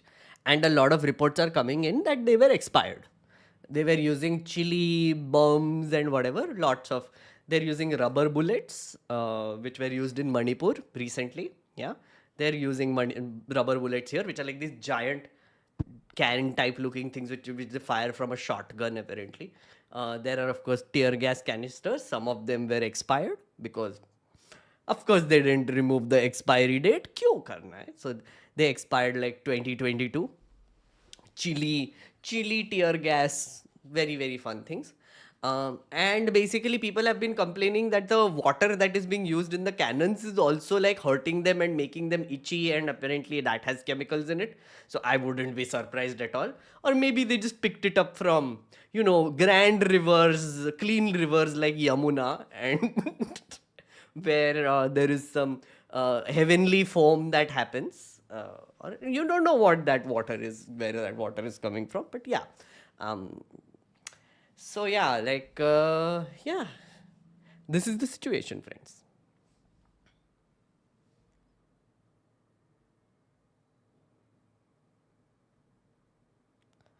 Haircut is important to be consistent with basal norms. Atul, so haircut is important. Then let's also like give haircut to farmers, no? Loan waiver, please.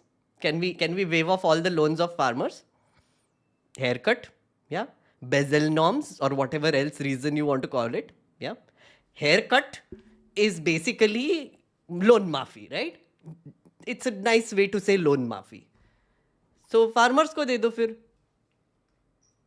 I feel like they should draft an alternate demand list with all these fun things, like total haircut for farmers. Then people like Atul and other people will be like, yeah, that makes sense. Basal norms. We need to think about basal norms. We need to think about markets and price stabilization. And business is risk. It is so risky to business. Please save our people with haircuts. Maybe that will convince them.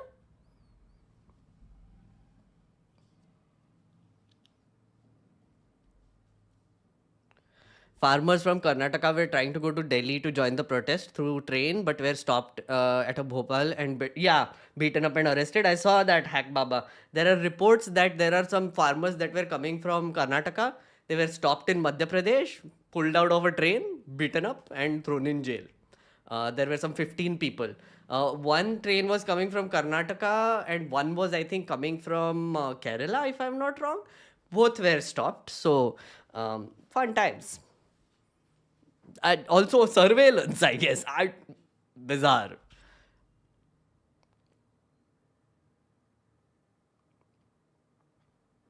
Corporations are making money, farmers are a liability on the government. DK Jangir? Oh, really? Corporations are making money? Wow. Have you heard of this term called over-leveraged? Do you know what that means? DK Jangir? Over-leveraged means बहुत कर्जा है. It is running on कर्जा. It is running on loans. So who is that a burden on?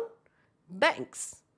Sometimes when those karja they can't pay back, it's like they get haircuts. Over-leveraged haircuts. That's what happens. What world are you living in? Seriously. Do you not understand late stage capitalism, man? That is how it works. We all support late stage capitalism, Deke Jangir. We all do. We want more people to join this late stage capitalism bandwagon and become 100 billionaires. Everybody should be 100 billionaire, friends.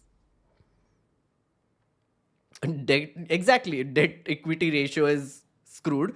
Anish, when you say things like this debt equity ratio and all ना people zone out. So what you should say is उन्होंने loan लिया दिया नहीं वापस तो hair cut कर लिया मतलब दिया ही नहीं वापस.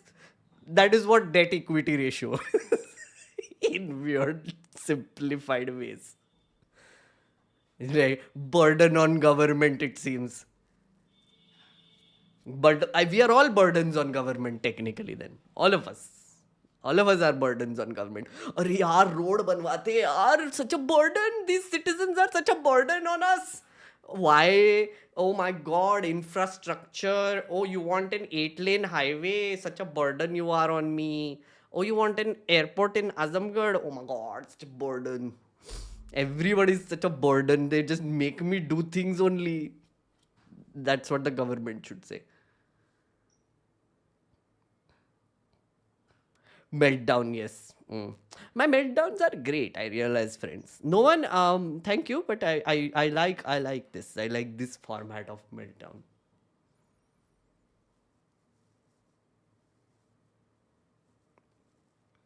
Modi is also a burden on us.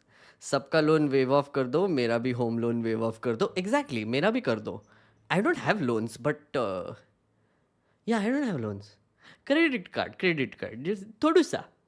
थोड़ा सा आई हैव थोड़ा सा credit card wave of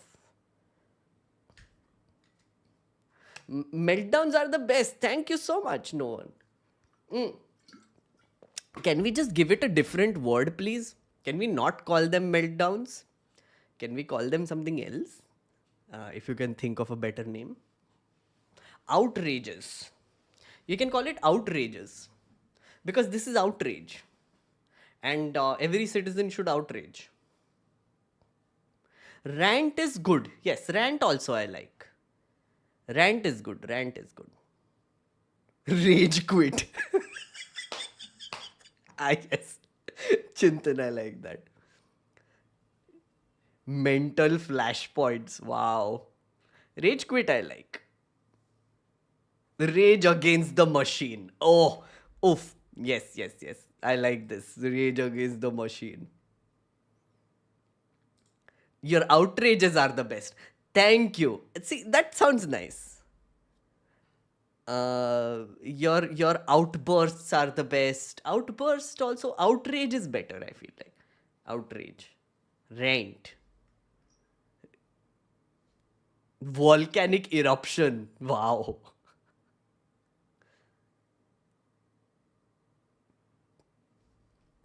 crazy idea hear me out what about the government working for the people and not capital Karthik good one friend good one I mean it's a very novel idea it's incredible how you can come up with such thoughts I love it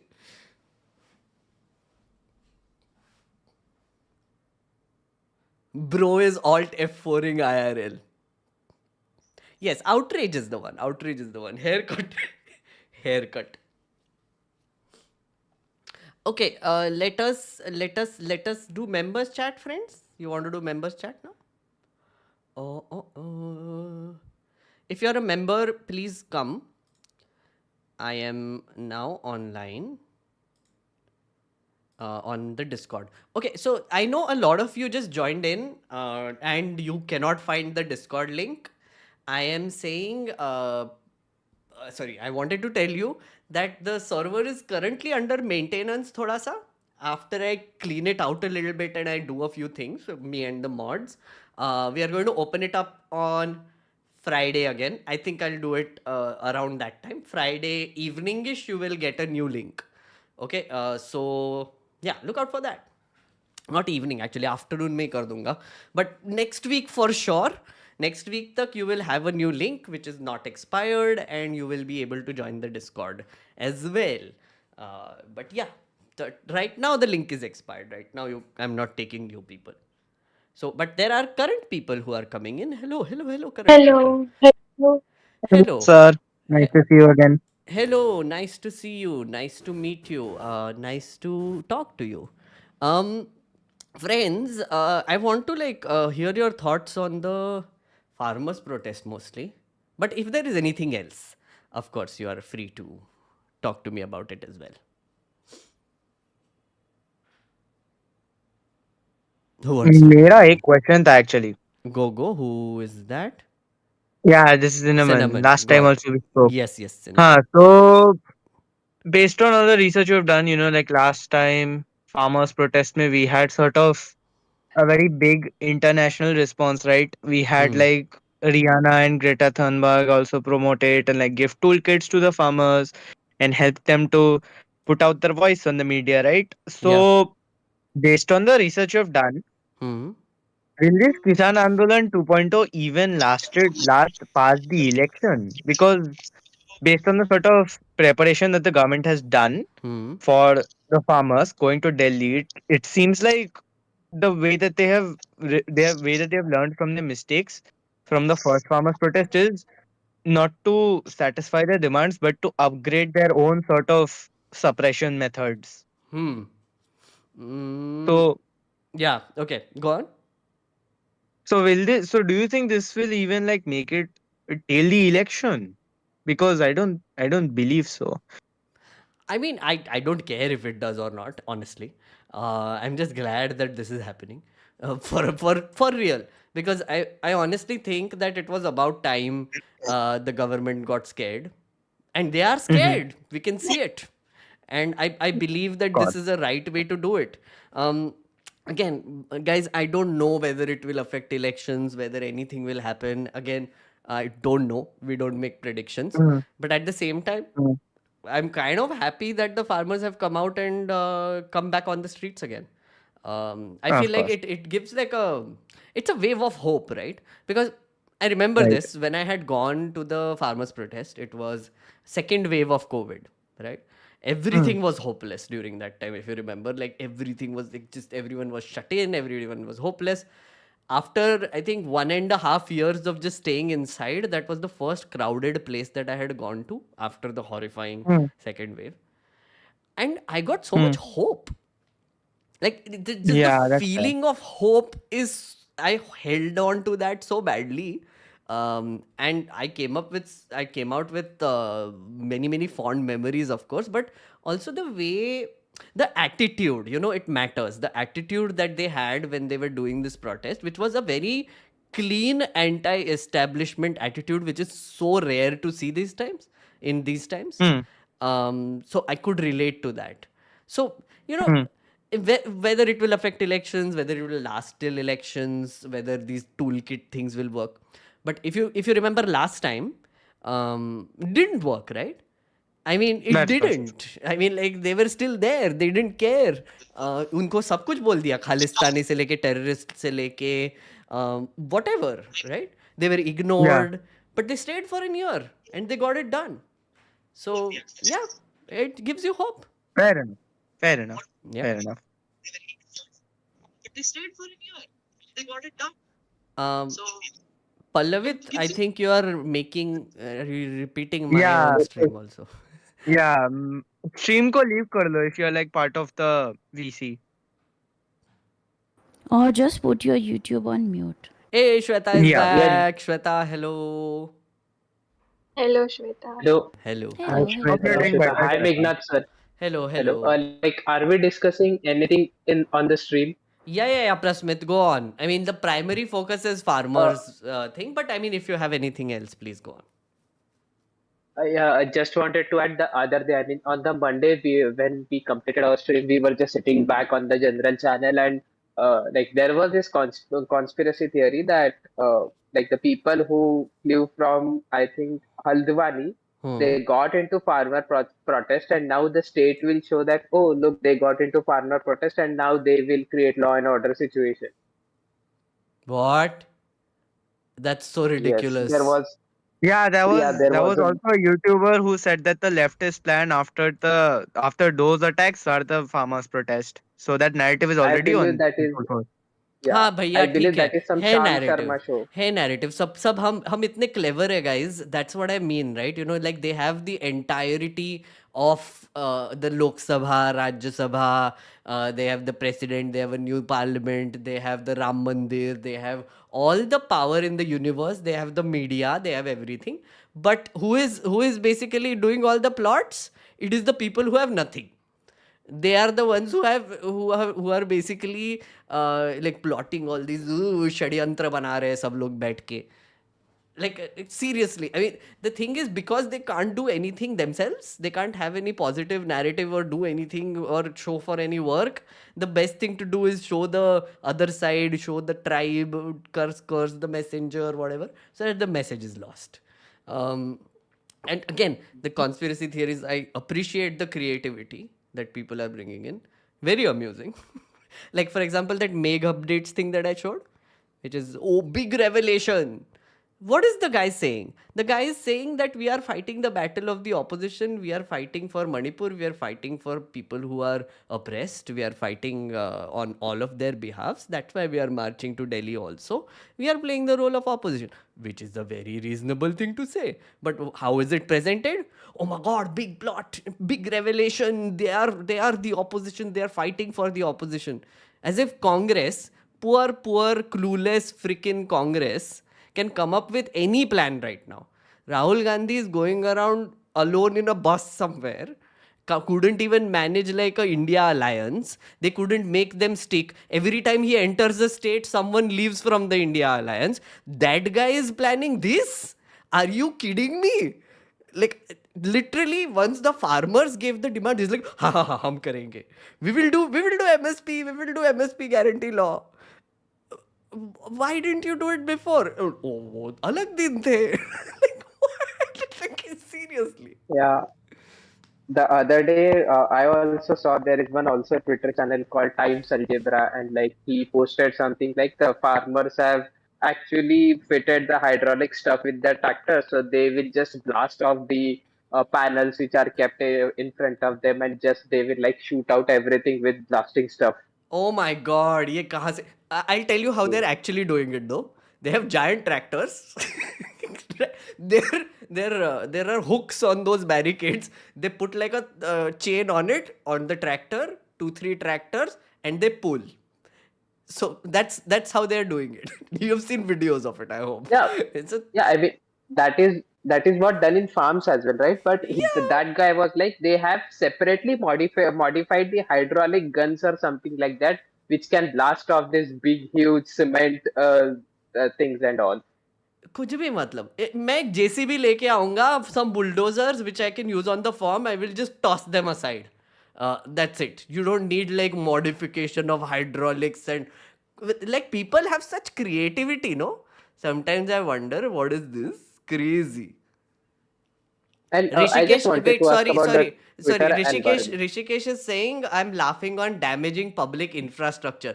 Dude, who put the public infrastructure in the middle of the road? Dumbass. I didn't put it. I didn't.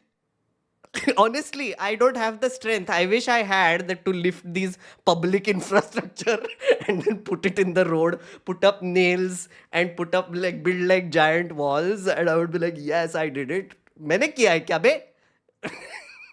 अच्छा, go on. Sorry. I mean, and already I have sent something on the politics channel Okay. in the Discord. So there was this one guy who climbed on the top of the Babri Masjid. He got nominated into Rajya Sabha. Nominated. Hello? Who was this? Who was this? I will tell you. the Ashok name, Chavan? just a minute. No, I guess. It's Ajit Gopchade. Okay. Who is that? Yes. I don't know. It's on Twitter. Again, it's with Times Algebra, so I don't know if it is legit or not. But it's on the photo shown that he has climbed on the this thing Babri Masjid. Can you Oh, just okay. paste the link in the chat for the live Yeah. debate? Yeah, just paste Uh, it. So speaking Just of creativity and conspiracy theory, what do you think of Subramania Swamy saying that SRK had a role in Oh, that was so funny. Arey, Bollywood OP. What I don't understand. So, I would say that the Qatar release of those Navy officers was a diplomatic win for us, right? I would Oh, end it there. definitely. Honestly, I would end it there. It's like, 8 Navy men caught in Qatar. They were released without incident. Who did it? Ministers did it. Government did it. Modi ji did it. amazing, because external affairs. Subramaniam Swamy, meanwhile, I think that's what happened, right? I think Shah Rukh Khan met the Qatari person a day before, and then next day they announced it, and then Subramaniam Swamy said that Shah Rukh Khan is the one who did Yeah, this. Something yeah, so like that, right? Shah Rukh Khan actually went to watch the finals of the Asian Football Cup game. Hmm. Was in and that's why like this entire theory of like Wow. But I think it's a and just great rumor. It's a It's a great rumor. I mean, it is a pretty cool like it is a pretty great rumor if Shah Rukh Khan did not like Shah Rukh oh did not yeah. outright reject it. No. So Also, like, so the thing is, so after that, Shah Rukh Khan's office gave that statement. No, wait, I have this statement yeah. somewhere. They Yes, have planned. yes. Yeah. Wait, I'm just Also, going to. Meghnad sir, I have एक second, pasted the link. sorry, just a second. I'm just looking at the statement and I'm just reading a bit of it. Regarding the reports concerning Shah Rukh Khan's perpetrated role on the release of India's naval officers from Qatar, Office of Mr. Shah Rukh Khan says that any assertions of his involvement are unfounded, emphasizing the execution of this successful resolution solely rests with the Indian government officials and unequivocally denies Mr. Khan's participation. So yeah, I guess that's it, no? that ends. Why do you want to like give credit when he doesn't want credit? I mean, this reminds me of a movie called An Action Hero, starring Oh, Ayushmann I've Khurrana. seen that. A great movie, Uh, by the way. yeah, Great movie. Yeah. Meghna, there is a question from Bulakkad, which he cannot voice. So he types, it is said that the opposition has the duty to keep the government in check, but this government kind of throws the opposition out. So can it be said that the farmers' protest is a way where citizens now keep the government in check? I'm just reading. I'm just looking at it as well. Opposition's duty has to keep the government in check, but this government throws the opposition out. So it said the farmers produce a way of citizens to keep the government. Yeah, absolutely. So like when that statement we saw, no, where he said that we are the opposition. Clearly, because in parliament you're throwing the opposition out, so the opposition is on the street now, and that is how it's done. But see, that's the thing. When you say opposition, quote unquote, don't think of political parties. Honestly, when you say opposition, ideally anybody who is not in government, who is not directly working with the government or ancillary working with the government, is the opposition. Even if you voted for that party which made the government, the moment that becomes the government, you become the opposition, because every citizen is kind of the opposition. So as it should be in a democracy, you should be holding the government accountable, and the government should be constantly fighting to be in power while being questioned by the citizens who are the opposition. So yeah, the farmers are playing that role, absolutely.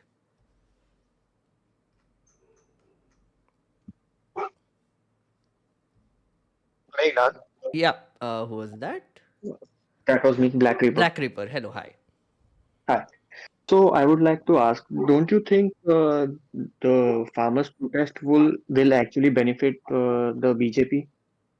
Because the government will get a constant post to otherize, and they will also get they also think that the farmers which are protesting won't vote for them.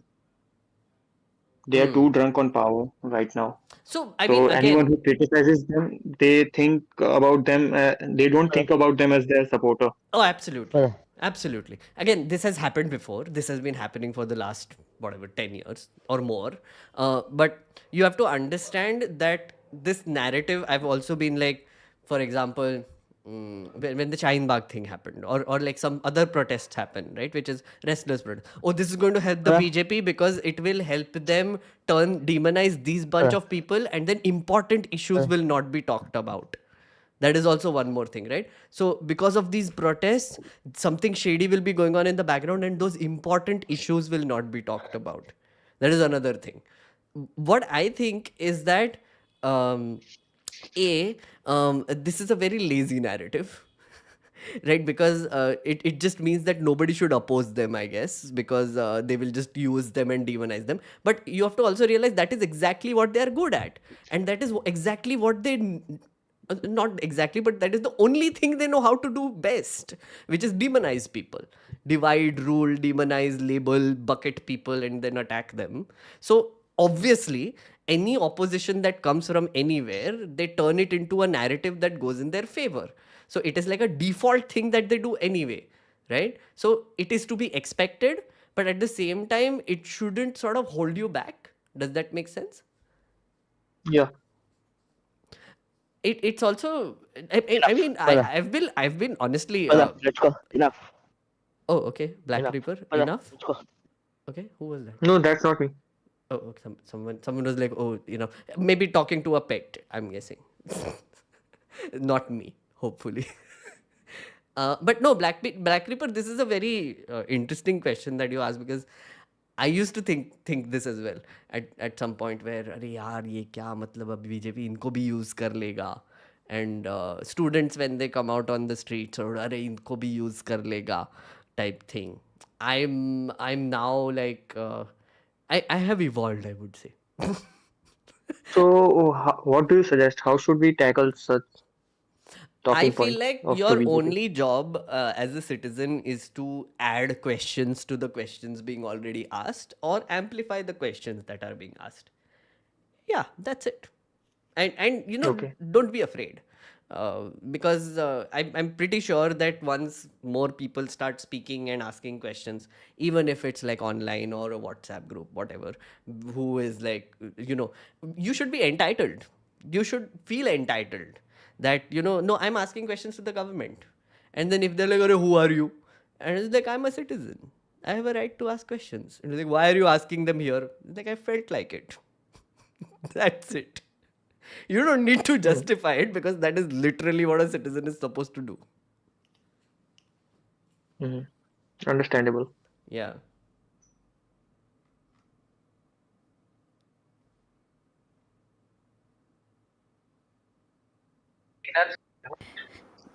The link for that tweet where they climbed up is in the chat, and it's in both chats. Surprising everyone, BJP nominates Karsevak Ajit Gopchand for Rajya Sabha from Maharashtra. He was a part of the Karsevak when Babri was demolished. Dr. Ajit standing in debris is now going viral. He was just 22-year-old at it. Times algebra kya hai? What is this source? It's like the same as Meg updates do. Oh God. Yeah. Acha, we'll see. We'll see if this is true. And I won't be surprised, honestly, because I feel like Pragya Tiwari is already there. This would not be surprising at all. This is basically on agenda of what they intend to do. Yeah, who was that? Sorry. Sheldai? Yeah, that was me. Was that Paras or Sheldai? Paras. I'm not sure about Sheldai. Oh, Paras, go on. So, Meghnad, I just joined. Have you already gone over the merits not the merits, the feasibility of the farmers' demands? Like, Yes, this yes. is the narrative that the media. Okay, you already gone over that. I'll just go back and watch that then. Cool. Yeah, I have already. But if you have any specific thing to raise, please do. We can go over it again. If you want. Because so the media is going with this narrative this time that, oh, this is not a feasible demand to make. The requirement would be around 10.5 lakh crore capital. That number was being thrown around Yes. on some channel, I think News 18. Yes. So is that a genuine number? Is there any sources for those numbers? No. I just want your thoughts on that. No. Okay. So I have done like a detailed section on this, but I will quickly repeat it right now. For like in short, right? So the narrative that they're doing is 10 lakh crore extra bill will be put on the government if they implement MSP on all crops. One, the farmers are not asking for MSP on all crops, all 23 of them. They are asking for MSP. So the government already has MSP on wheat and rice, which they buy to use it in ration for 80 crore people. The farmers are saying that you should add oil seeds and dal to it, give 2 more crops MSP and the government can buy it and make it a part of the ration, right? So that is a subsidy bill. Basically, the government is very proud of welfare anyway. So you add it to that.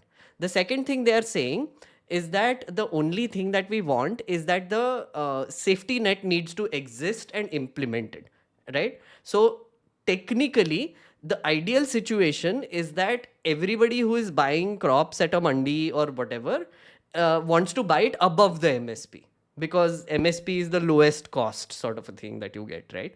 In an ideal situation, farmers and buyers would both be okay with giving a little bit above MSP.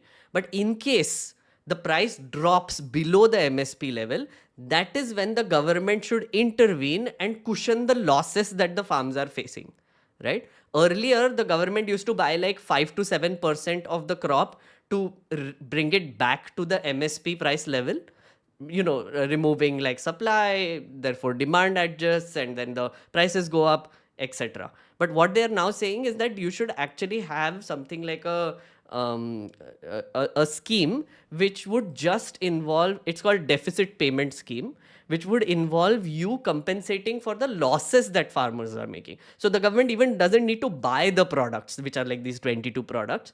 They just need to watch it. They see if any product is going below, then they compensate the farmers for the loss they are making because of the price fluctuation and bring it back to their levels of MSP. That is the one thing. So when you say 10 lakh crore extra bill, right, a made up figure, and it assumes that the government is just buying all the product around the country, which is ridiculous. Why would the government do that? And also private companies will buy it, manufacturing units will buy it, private consumers will buy it, and farmers will also eat the produce. So it's not possible for the government to buy all the produce for all the MSP. That's not possible.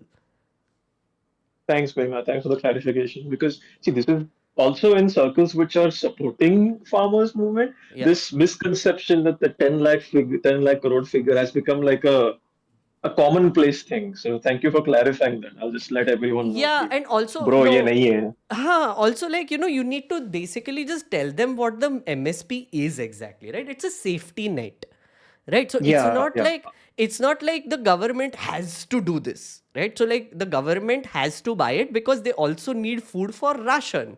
80 crore people need to be fed. So that is where they buy with MSP, which is wheat and rice, right? If you add dal and oil seeds to it, which also can become a part of ration, essentially they are just doing what they're supposed to do, which is feed people like through welfare.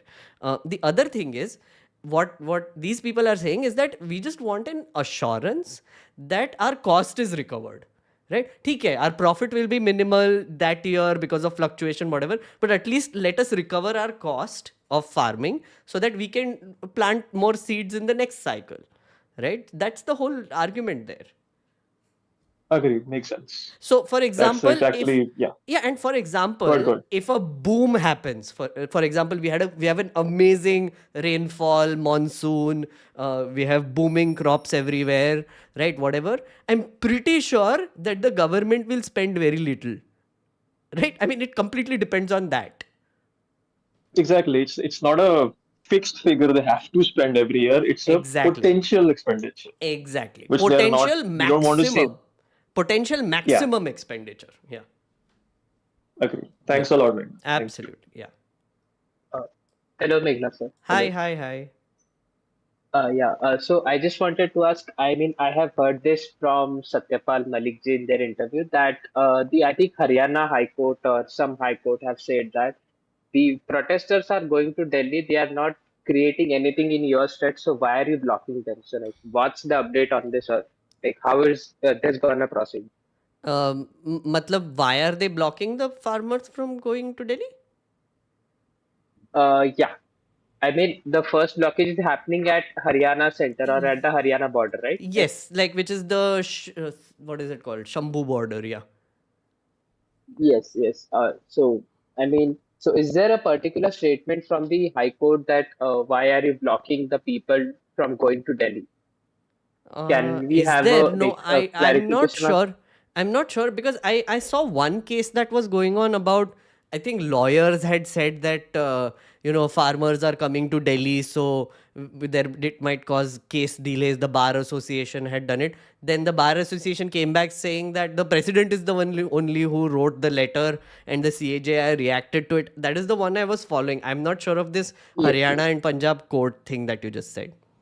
Maybe Yes, I someone mean, I else. also haven't, yeah, I haven't read any report on that, but Satyapal Malik ji stated in their interview, which is like Oh, recently 1 or 2 days back. So I suppose that's the, I mean, we don't have any like written information about that. So I right. don't, So it basically, will that's be. what I wanted to clarify.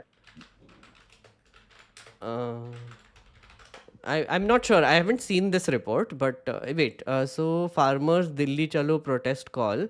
Here's what Advocate Uday Singh said about PIL filed in on Punjab and High Court seeking removal of barricades and access to public passage in view of restrictions imposed by Haryana government. So there is a petition that has been filed, which says to forbid farmers Delhi Chalo march. The state has done 3-layer fencing on Punjab Haryana border and put concrete walls on road. Our concern is that no one can block the public paths in such manner. Okay, so the PIL has been filed to say you cannot block public paths just like that. All right. So, Got it. Got I it. mean, the Satyapal Malik ji said that like, why the court has issued that statement or a remark that you can't block the roads like this. So I'm not anyway sure about that. Oh, that I haven't seen. Like this was an update from yes, no, 2 days ago actually, 4:47. Maybe they did. I'll Yeah, have to check this. I'll have to check this. it's some link Meghna, in the the group, chat box. sorry, Mhm. Go on. maybe a group of people in the chat want to ask you questions on the seeds, land reforms. Sid, you want to take this up? Go on. Yeah, sure, Sweta, thanks. So one of the questions was, what is this whole deal about the World Trade Organization? Like them demanding India quitting it. It's quite Ye- confounding. Yeah, I'm also like a little struck by that one. I was trying to find out reasons for it. I basically didn't get many. But from what I understand, one of the big things that farmers have been worried about is the willy nilly changes in the export and import duties that the government makes. So, one of the reasons they have come up with is that the World Trade Organization makes them do it, like all these agreements, the trade agreements that they have with different countries. That is the reason why the duties keep changing constantly, and it goes against domestic farmers and domestic producers. So that is why they just want to get out of WTO. And one person who I was hearing, again, I don't know, it's a like a, I don't know who that person is, but I was hearing him in one of these random debate shows. They were saying that one of the belief is that essentially India should be the one to call the shots on import duties and export duties and nobody else. And becoming a part of the WTO basically makes them sort of malleable to manipulation by developed economies. So that is one of the things that I heard. I'm not sure any other reason if anybody has. So There Meghna, that could could be be another reason. Okay, one at a time. So there was JCOD, yeah. Yeah, there could be another reason, like the companies like Monsanto, they have contracts with farmers, which literally makes them slaves, enslaved to their contracts. They have to use only their seeds, and their seeds actually cause Interesting. damage to their Hmm. land. Hmm. So that one thing is there. Right, right. Monsanto, of course, Monsanto GMO What seeds, is right? Monsanto? But what is Monsanto's penetration into India? Like, how much is it prevalent within India, though? Like, just a question. I don't. I have no idea. Does anyone know? Nobody knows. I mean, it's fine if you don't know. It was a random Yeah, question. like, Yeah. yeah, because if it is a probable reason, like if somebody says that that could be a probable reason, then like if there is already an established Monsanto like initiation within India, then one can make a supposition, right? But now like we really shouldn't like make a judgment on basically if Monsanto is not really prevalent within India No, at all. absolutely. I that's what mean, again, I am very skeptical about this whole GMO narrative in general. Also, honestly, guys, I mean, I am not sure if it is a conspiracy theory or whatever, because I mean, to be honest, like the whole green revolution was also caused by genetically modified seeds only. Like, who was it? Uh, there was this. He got a Bharat Ratna also. अरे यार कौन था यार? Swaminathan. Swaminathan only, right? Yeah, he's the father of Green Revolution, right? Yes. Yeah. Of course. He's the one who also developed like some GMO seeds which would be very sustainable. Wheat seeds, right? He had a specific kind of wheat seeds, as far as I know, right? So yeah, I don't know Yeah, this he whole. had a role in Green Revolution as well. Yes. So the thing is, I'm not so sure if this Monsanto narrative is true. So I can't really comment on that. But at the same time, again, this WTO thing, I'm also a little confused about why they have included this. This is the one reason I sort of figured export and import duties, because that is one of the list of demands as well. High yield variety I can seeds. add to this. Jagriti is saying high yield variety seeds by Swaminathan. Yeah. Go on. Who was that? So, Meghna, right. the So I reason asked why. this question. Just a second. Satyamev Jayate and Kush. Yeah, can I go? Yeah, Satyamev Jayate. Yeah, go on. Yeah, so basically, I was saying that the reason why there is this resistance to the WTO thing is because our agriculture is heavily subsidized by the governments, right? Right. Now, subsidization of anything adds to, the markets not being free because, it's heavily subsidized. Therefore, other people can't, compete against the subsidized cost. Correct. So WTO places regulations in terms of how much amount of subsidy, blah, blah, blah, can you put onto products that you export into world markets, right? So Right. they do not want to, products, flooding the market that are extremely cheap because they're subsidized. So that's the function of the WTO, to regulate those markets and to not have cases like highly subsidized markets flooding the market and taking over the market. So that might be the reason for people to come back and say, look, if we go ahead and make deals with the WTO, then our subsidies will go away. Interesting. That's an interesting angle. Yeah.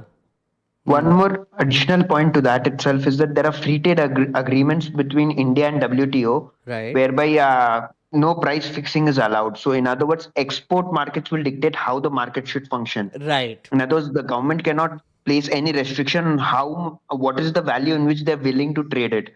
In other words, they cannot use the MSP as a basis that in India itself we are selling it for this. So, in export market below this, we cannot sell it. In Right. other words, if it goes below that, you will have to export at that price. And government will force you to export because government needs export revenue. Correct. Interesting. Yeah, absolutely. But then that's what I was saying. Like, so especially international markets manipulating prices for domestic products, that is what they're against. Yeah. And just on that question, from an expert, wasn't there like a demand in the previous farmers' protest about, farmers being able to export outside, so export deregulation on agriculture produce? Oh, I think there is Because one I this don't see time this. also. There is one this time also. Like, I read it in one place, but I took like broad common demands that I saw. Because again, there are two organizations that are giving a list of demands this time. One of them is, of course, the main MSP and Swaminathan and all the things. So I just saw like commonalities and pulled those demands. But yeah, one of the demands is this, what you said, import duty regulation. Export. Yeah. Yeah. Hello, Meghnath, sir. Because look, from a farmer's perspective, he's screwed both ways, right? So he is forced to sell in the local markets, which is Yes. essentially controlled by the government Yes. and vagaries of the weather and blah blah blah, right? But then he's also forced to not be able to participate in the export markets because that is also controlled by the government. Correct. So he Correct. never Yeah. ends up This, getting the best price for his produce. I mean, I have also heard it somewhere that state has a lot of control of what could go outside of country and what can come inside of country in terms of the farming utensils or farming which is coming out of farm. But you know, So the that's state what has one of the. control in one way. So the state, the way it imposes control is by imposing duties, right? Which is, of course, there are free trade Yes. agreements as well, which was pointed out, which is like, you know, they are sort of dictating like some terms, or if you are in that agreement. But at the same time, the way prices are regulated for markets is through duties. So, for example, if the government wants more consumption to happen domestically, they would just increase the what will they do? Sorry, if some other country is trying to also flood the market in India, they will increase the import duty. And if you want to prevent the people from sending it out to other markets, you can export duty बढ़ा देंगे. So Yes. that's the way they control it. Yeah, yeah. Also, addition to that, I have also heard that. I mean, I can't make it sure, but I have also heard that farmers can't send anything particularly, which is like in some category that government has banned, like irrespective of taxes, they have banned to send some things away from the country. So I think that is also one of their demand that they are putting forward. I'm not so sure if I'm very convinced about that one. But at the same time, who takes a call on that, right? Other than the government, who takes the call on that? Uh, Go on. so Meghnad, about the WTO point, like Hmm. I know it's like a different way, but like I realized that I just remembered like I realize India is also in a very difficult position, particularly because of like so there's this article within the WTO like the WTO charter per se, which is Hmm. like basically I think Article 13 or Article 14. So it's basically says that a country can like a country which uses subsidies like uh, which are not under the like compliance of the agreement under the other WTO agreements Hmm. can invoke this specific article so that they are exempted from that compliance, like they will not comply to that part. So like if you're like over subsidizing something, then you will not be like you'll sort of ask for an exemption over that compliance over with the WTO like agreement, right? Okay. India's already invoked that twice over like grain subsidies at the same time, like I think Hmm. 2019 2021 sometime around that. So I think like I absolutely sympathize with that, but like that is also something which like that is what farmers have also realized, that it's not that the government alone knows that like it's probably also some higher forces at play Hmm. with like which India has to be compliant, because like because this is something which is intrinsic within the WTO agreements Hmm. itself. Yeah. But if we tell me something, I don't know about this, but if we do not agree with the agreement, क्या होगा? Matlab, then you'll be like sort of alienized with some tariff bans or something like that, But we are as far such as a I we are know. such a giant, let's say wheat, right? You know, we are such a giant wheat producing market. If Yeah. we don't obey it for this year or second year, then third year we're like, हाँ आप ही फिर से कर लेते. I don't think anybody will mind, honestly. I mean, it's all Yeah, based yeah. on good faith, right? Yeah, Like, India's already like not minded for a lot of period of time. So like I don't really think that like that is an excuse per se. But like you know what, like if you offend like all the time, then also like you also like it gets pointed out, right? So like absolutely. that is also But you know yeah. what? Like I'm of this opinion that we like, you know, for example, like, you know, the Ukraine Russia war में sorry, just random example, but Ukraine Russia wars, there were all these agreements made between NATO and all these countries, etc. But when it was convenient, those were all broken and everybody went to war, right? uh, I Yeah. feel like international agreements technically are kind of pointless and they're basically based on good faith, right? So being in WTO, getting out of WTO, all these things I don't think matters, but what would matter is if the farmers make a stand saying कि our government should behave in a certain way, which is if you don't want to export wheat, for example, or if you want to export, if you want the government to export wheat, my solution to this would be simple, right? Include the farmers as stakeholders, or the the farm bodies that are protesting plus stakeholders plus like experts from agriculture institutes, etc., into a committee which is deciding how much duty needs to go, how much duty needs to be implemented. uh, yeah, and then everything else doesn't matter, right? Because then if this committee is the one taking stock of what is happening around the world, our domestic situation, export situation, how much money we need, how much money our country needs, then what free trade agreement, screw them. We take our own decisions then. I don't know, Yeah, just a like random thought. the way I see it, Having Chintan would these violating free trade agreements comes with a cost, which is that it allows other countries to act against us. Yeah, that is what I have to say also, because like The biggest sort of being problem, in line with the the whole biggest being problem in with line with the whole being in line with the whole sort of the WTO rules and all that govern trade also, it is also very important for our economy, right? We have sort of dreams and delusions of being like a $5 trillion economy by 2024 and so all that, right? We also kind of need to follow these trading norms that are established by the WTO, even if they are in good faith. As you're saying, Yeah. international law as such has no sort of value like that, but we do have to, in a certain sense, follow, because it is the norm, right? Yeah, yeah. So I think So look, if so they cave into these demands, then isn't it going to be like a backfire for our own economy? No, I absolutely agree. So I was just it's going to being be much more than just a yeah, backfire. yeah, yeah. I was just being facetious, guys. I mean, of course, like when it comes to like global economic affairs, of course we have to like agree with, do agreements and have treaties and then obey them, because it is a mutual understanding that is happening. So if we don't agree or we don't fulfill promises on our end, why would the other country do it either? Then why would the third country do it either? Why would the entire world do it? So it is based on good faith, essential. and also it's also based on like bilateral trade, etc., also. So Yeah. because you're not just selling wheat, you're also selling industrial goods, you're also selling software services, you're also selling blah blah blah. Each of these countries will only give you access to their markets if you are giving reciprocal access to your markets as well, right?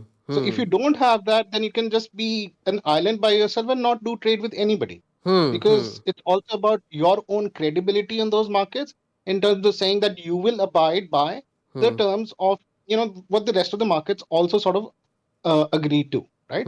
So if you're the only one saying that, look, I'm not going to abide by anything, then you won't have markets to actually sell these That's things true. to. That's true. No, I absolutely agree. Absolutely agree. यहाँ पे Akash is saying, Additionally, just a second.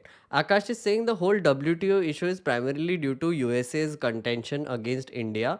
USA also has a large number of agriculture produce which it wants to dump into India. Dumping is one more thing, right? Like by being, does the WTO agreement protect us against dumping? Yes. It The does. reason why you have yes, it WTO does. is it does. Meghna, It's primarily against dumping. Okay, wait. Who was but like that? One at a time, guys. One at a time. We'll go to everyone. Hanji. like I just wanted, yeah, Yeah, go. I just wanted to make one. It's not about US though. It's not like whenever we have invoked the peace clause, whenever we have asked for exemption for like deciding something which other nations like which is not exactly under the compliance of WTO, it's not like US has objected with us, because like US actually is like, so the entire WTO part works on several boxes and several like layers. Okay, so like US does not really deal with the policies of developing nations per se, but there have been a lot of developing nations which have actually like challenged India for the same. Like I don't know why, but like Argentina, for example, has been one of the nations which has said that it's like it's not something which can be done. like just for an example. So like it's not exactly like US is acting fascist in this case, but like it's something like I think we need to sort of look into that why other countries are also objecting with us, like, and India has to find a way to sort of like toe both the lines, like make peace with their own people as well as sort of make peace with the other countries which are sort of objecting to it. Fair enough, fair enough. But no, I when I was talking about like international agreements, etc., I feel like that there is another important factor here, which is how strong we are as an economy in general, as an economic power, because then we also get to call a lot of shots which we otherwise don't. I feel like right now what we have going for us is the size of our market. Some of the production that we do, especially with food, which is wheat especially, which we export a lot of as well, and some other produce which is also like agriculture related. Those are the two things that we have going for us. But when it comes to like an economic superpower and how much negotiation power we have on a WTO table, I don't think we have much, because there are bigger economic players around. Yeah, that's true. So then, So, in a way, Chintan also, sorry, but Chintan also has this point, and he's been putting it across for quite some yeah, time. yeah, That the WTO does put pressure, right, on exactly. the government to incentivize certain crops which are depleting to Precisely. our soil beds, etc. Precisely. So Water beds as my thing is that the WTO and what it does completely, or how it functions, will be always tilted towards the economic powers. We would be at a disadvantage, right? How much negotiating power we have based on how economically strong we are and how much the entirety of the world depends on us for certain things. So yeah, it makes it, or we have military might. Right now we have neither. So then, of course, when the agreements are made, it might be, or decisions are taken in the WTO, they might go against us. We might get bullied. Maybe the farmers have noticed that we are getting bullied. Just a second, I have some super Megnath, you've chats to missed a super answer. chat. Yeah, I have to answer Huh. some super chats. So Sugato, hey, thank you so much for the super chat. Late attendance in the definition of MSP equals C2 plus 50. Did you talk about C2 including land rent? I only lately realized how powerful that is. Exactly, I did, Sugato. I mentioned what that C2 is. Guys, I'm going to time code all of this, the deep dive, everything, and I'm going to cut out and put it out as a separate video also tomorrow. So you will have all of that. So you don't need to go back right now and see it. But I have mentioned this, and I agree. This is a very powerful thing. Pramod, thank you so much for the memberships. Pradhan is at 4 months today. Yes. And Gurudas, thank you for the support. He's saying, please invite farmer leader Sharat Joshi to discuss. Gurudas, Sharat Joshi I've heard of. Who is Sharat Joshi? I have heard of him. Yes, yes. But let me see who I can get for this. I'm going to like do like coverage of farmers protest on my own as well. So Let me find some. Ranaditya is saying Sharad Joshi is dead. What? Oh wow. I don't know. Meghnath, That was immediate. Okay. am I audible? But Oh yeah, there yeah. is also one very fun question from a while back from someone who's not a member. But he's saying that will this be the last real election and then are we leading and going into fascism? And are That we doomed, basically? Yeah, like one of the usual amazing questions, I would say, Huh. now at this point of time. But friend, whoever you are, I want to tell you that forever is not a thing. Forever is a long time, friend. It is infinite. So don't think like that. Sure, maybe we will have like a period of turbulence, maybe, like in the next election, if majority happens, delimitation happens, Manusmriti comes in, constitution gets destroyed, a lot of things happen, nuttiness happens, but nothing lasts forever, friend. And also, I intrinsically and genuinely trust the wisdom of people and also our chaotic diversity. As I keep saying, as a country, it is very difficult to manage. So no, I don't think it is going to last forever. But yeah, elections might be over for a while, but that won't last forever. Hey Meghnath, Some might what I argue that want. elections are already over. Hello. Yeah, go on. Uh, Wait, there is Prasmit, but there was a new voice I heard. Who was that? It was if me. anyone wants to go in, Escanor. please, I will talk later. Yeah, Escanor, was that you? Yeah. Yeah, go on. Okay, please go in, and after that, I will Yeah, ask. go Yeah, Escanor. thanks. Yeah, so what I am thinking, why government is reluctant in doing MSP, one of the reason might be, let's take an example of two crop, corn and wheat. Corn is selling, government sets price at 30 and wheat is 25. So now the farmers, what they would do is they will know that, means अगर मैंने इतना उगाया तो मेरे को 30 तो मिलने वाला ही है. So some farmers now they might try switching from, earlier they were going for wheat, now they will switch to corn. So what would happen if there is a already MSP of, let's say, crop, the highest paying crop we might output everybody is growing that crop and nobody is growing other crops. So But then that kind of things would come into the place, where to decentralize that, do we make everything equal price no, all. but that is So also an impossibility because crops are grown according to soil quality also, no? Like the whole reason why Punjab, Haryana, UP, etc. are such great any wheat growing states any is because of the anything. Ganga flood plain. That it is Yeah, very good for that. but yet in the same thing, if corn can be grown and corn gives you more price, gives you more money, won't But I then as a demand farmer, का क्या होगा, sir? Like, I mean, if there is more demand for MSP तो मिलने wheat वाला है and ना, not for corn, how will it have like a good price in the Indian market? but MSP तो आ गया ना. But But MSP तो MSP is a minimum price. minimum price, हाँ तो yes. मिनिमम प्राइस अगर government set करेगी किसी चीज का भी, तो देना पड़ेगा गवर्नमेंट को. अगर वो Not डाउन every भी, time. That's the point. No. Wait. Also depends how much money you are investing, right?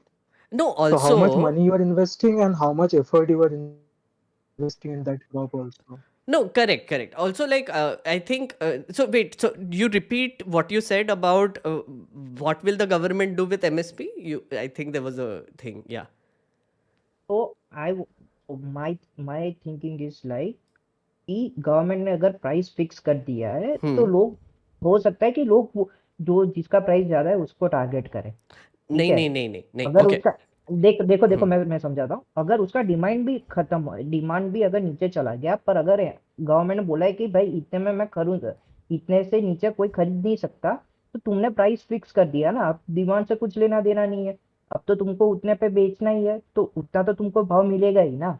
तो like you are kind of making a situation where you might be incentivizing people for a more cash crop, which is more, I'll which tell you might get why. you. No. I think you're getting it a little bit wrong. One is, of course, not all crops can be grown everywhere, right?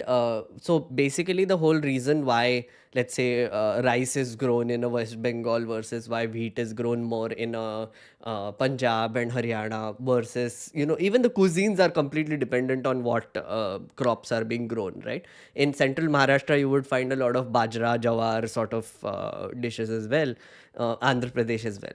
So that is one, right? Second is, if let's say a cash crop does come in, quote unquote, right? Cash crop. Let's say corn chodo na, take like dragon fruit. Dragon fruit, that weird thing you get in the market, is extremely popular, or not, I don't know. Or let's say avocado is popular in like the health food segment. It is an extreme cash crop which is in demand in the cities right now. But at the same time, is it reasonable for a avocado to have like a MSP at all? I don't think so. I don't think that every crop deserves to have an MSP. The whole reason why an MSP exists for these 22 crops is because A, they are largely grown crops, which a lot of farmers are growing and mostly small farmers are growing. Second, that if there is a bad season or the crop failure or not starvation, what am I saying, drought, floods, all of these things, then a mass of these crops get wiped out, right? And a lot of farmers basically suffer because of it, and therefore there is an MSP also, because at least they would be able to recover the cost, right? So why that MSP exists is because it's a safety net. So I kind of don't understand why you're going from there to how it would incentivize cash crops exactly, because Not I use cash crop as a loose term. I was just saying between those 22, if there is a price difference, then people would gravitate more towards a crop with a higher MSP. I'm just saying. No So absolutely mix I I no just step in sorry for एक a quick second one? एक important comment आया है मुझे ये भी थोड़ा सा answer करना है. Avinash is saying please read about how MSP thing has led to soil deterioration in Punjab. Avinash, fertilization, over fertilization and urea has led to soil degradation in Punjab also. That is the primary reason. Also fertilizer subsidies. Go on, sorry.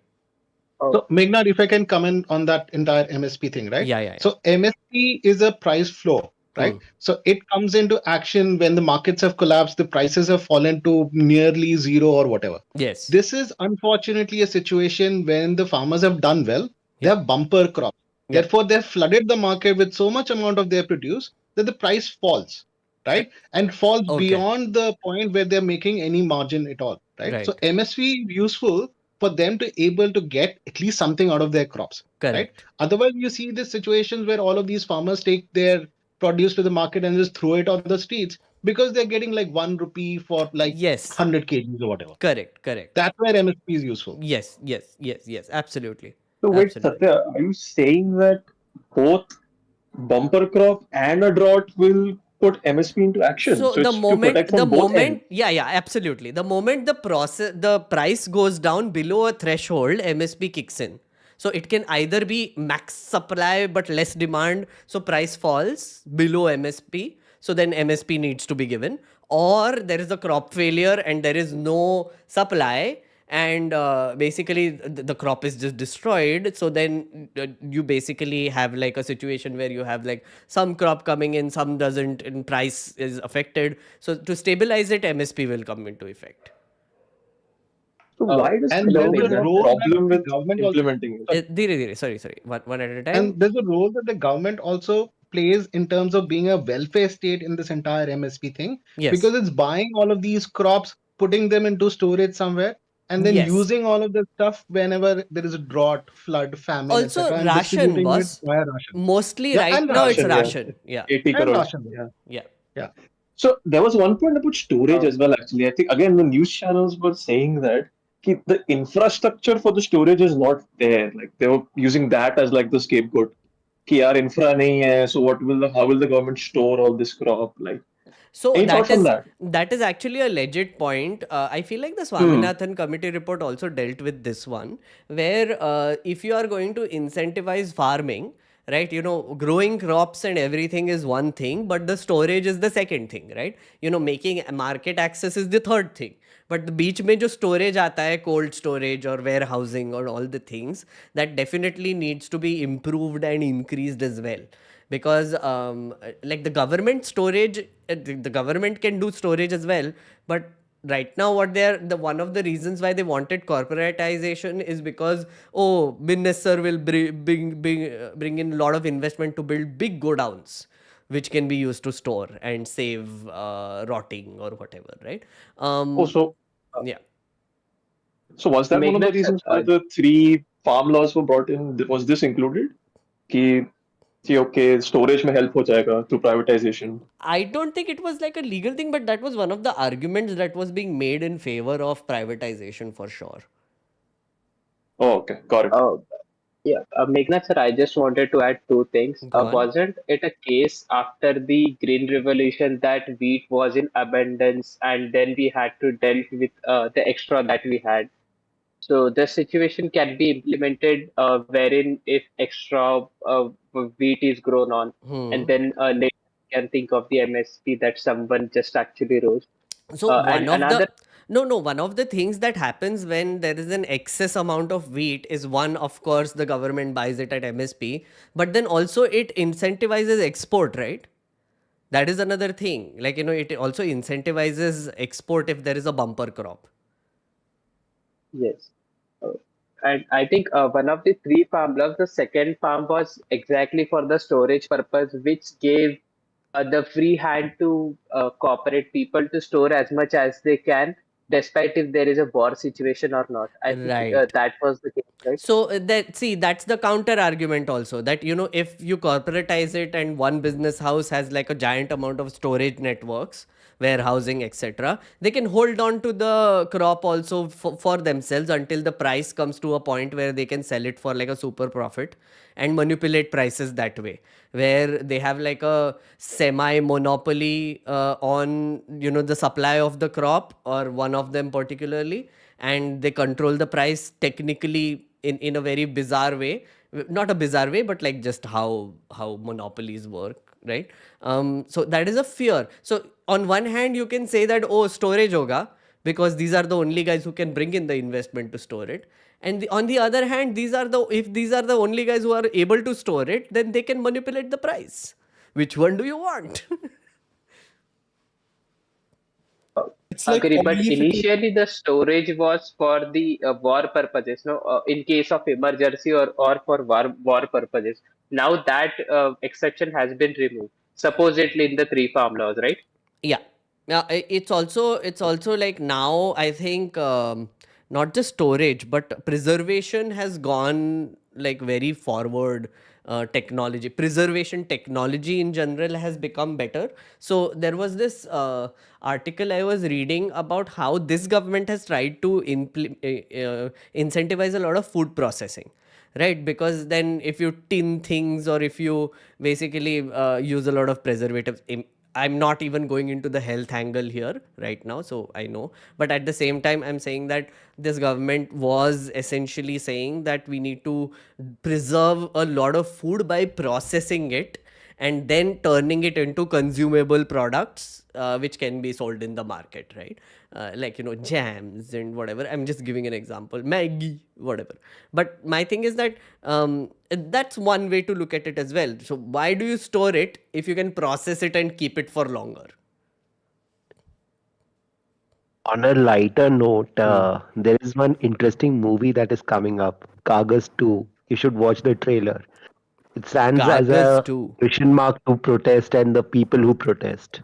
Oh, wow, I can imagine. It's Is it Kagas. the Why Oh is it God. Satish two? Kaushik, Satish is Kaushik's last movie, is it the Oh, wow. part two sequel of to Kagas? Pankaj Tripathi. Yes, Kagas sequence. Pankaj Tripathi, yes.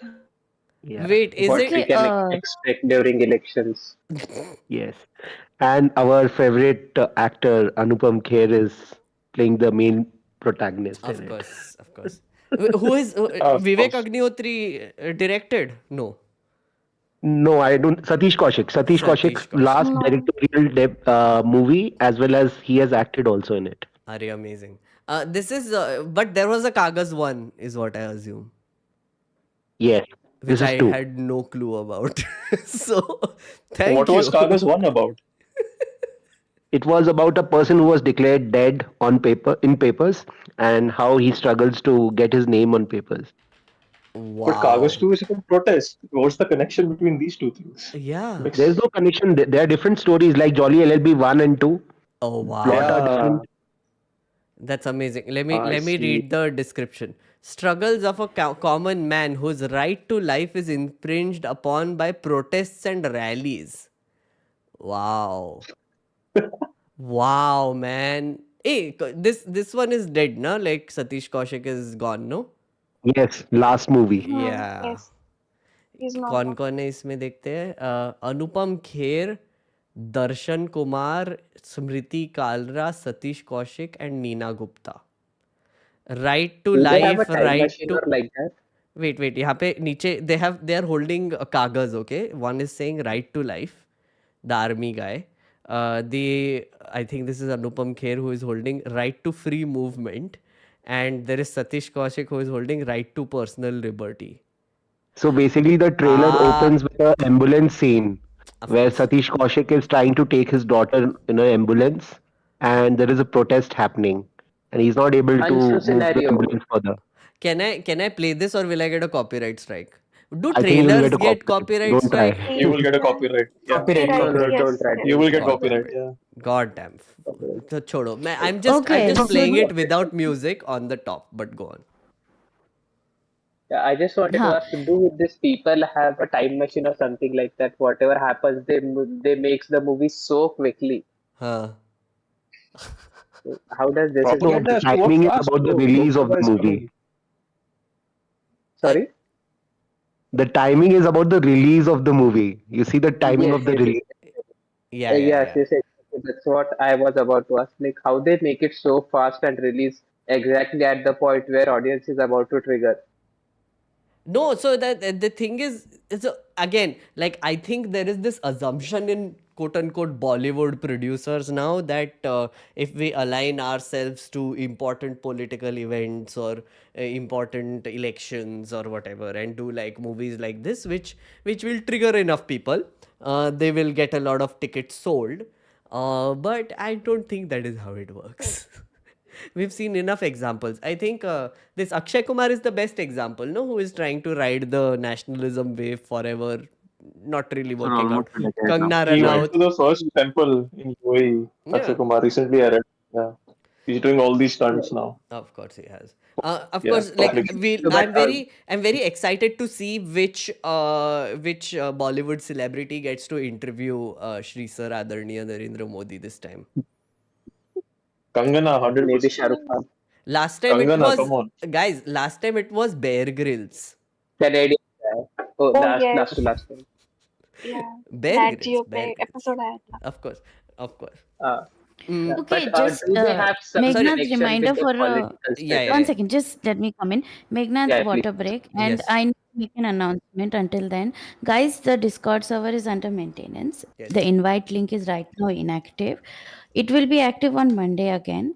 We so just bear with us until then. If you all are new members who have joined in right now, it will take us 3-4 days to get back.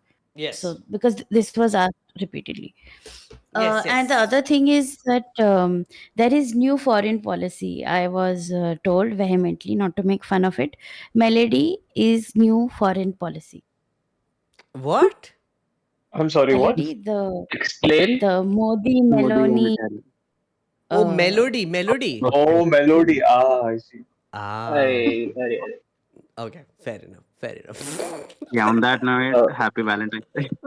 Happy It's Valentine's. at Melody Happy ki Valentine's chocolate Day, ki baat. guys. And you announced it so Meghnad sir, seriously just want to also. ask. yeah, Wait. exactly. Yeah. So Meghnad it's sir, I just wanted to ask one thing. Prasmit, Sorry. Prasmit, last person, then I'm closing this. Go on. Yeah, I mean, it's kind of a suggestion. Can we keep it this discussion? I mean, just beyond the stream. People can take this discussion and put it somewhere out of the context. It's I fine. assume. I want them to.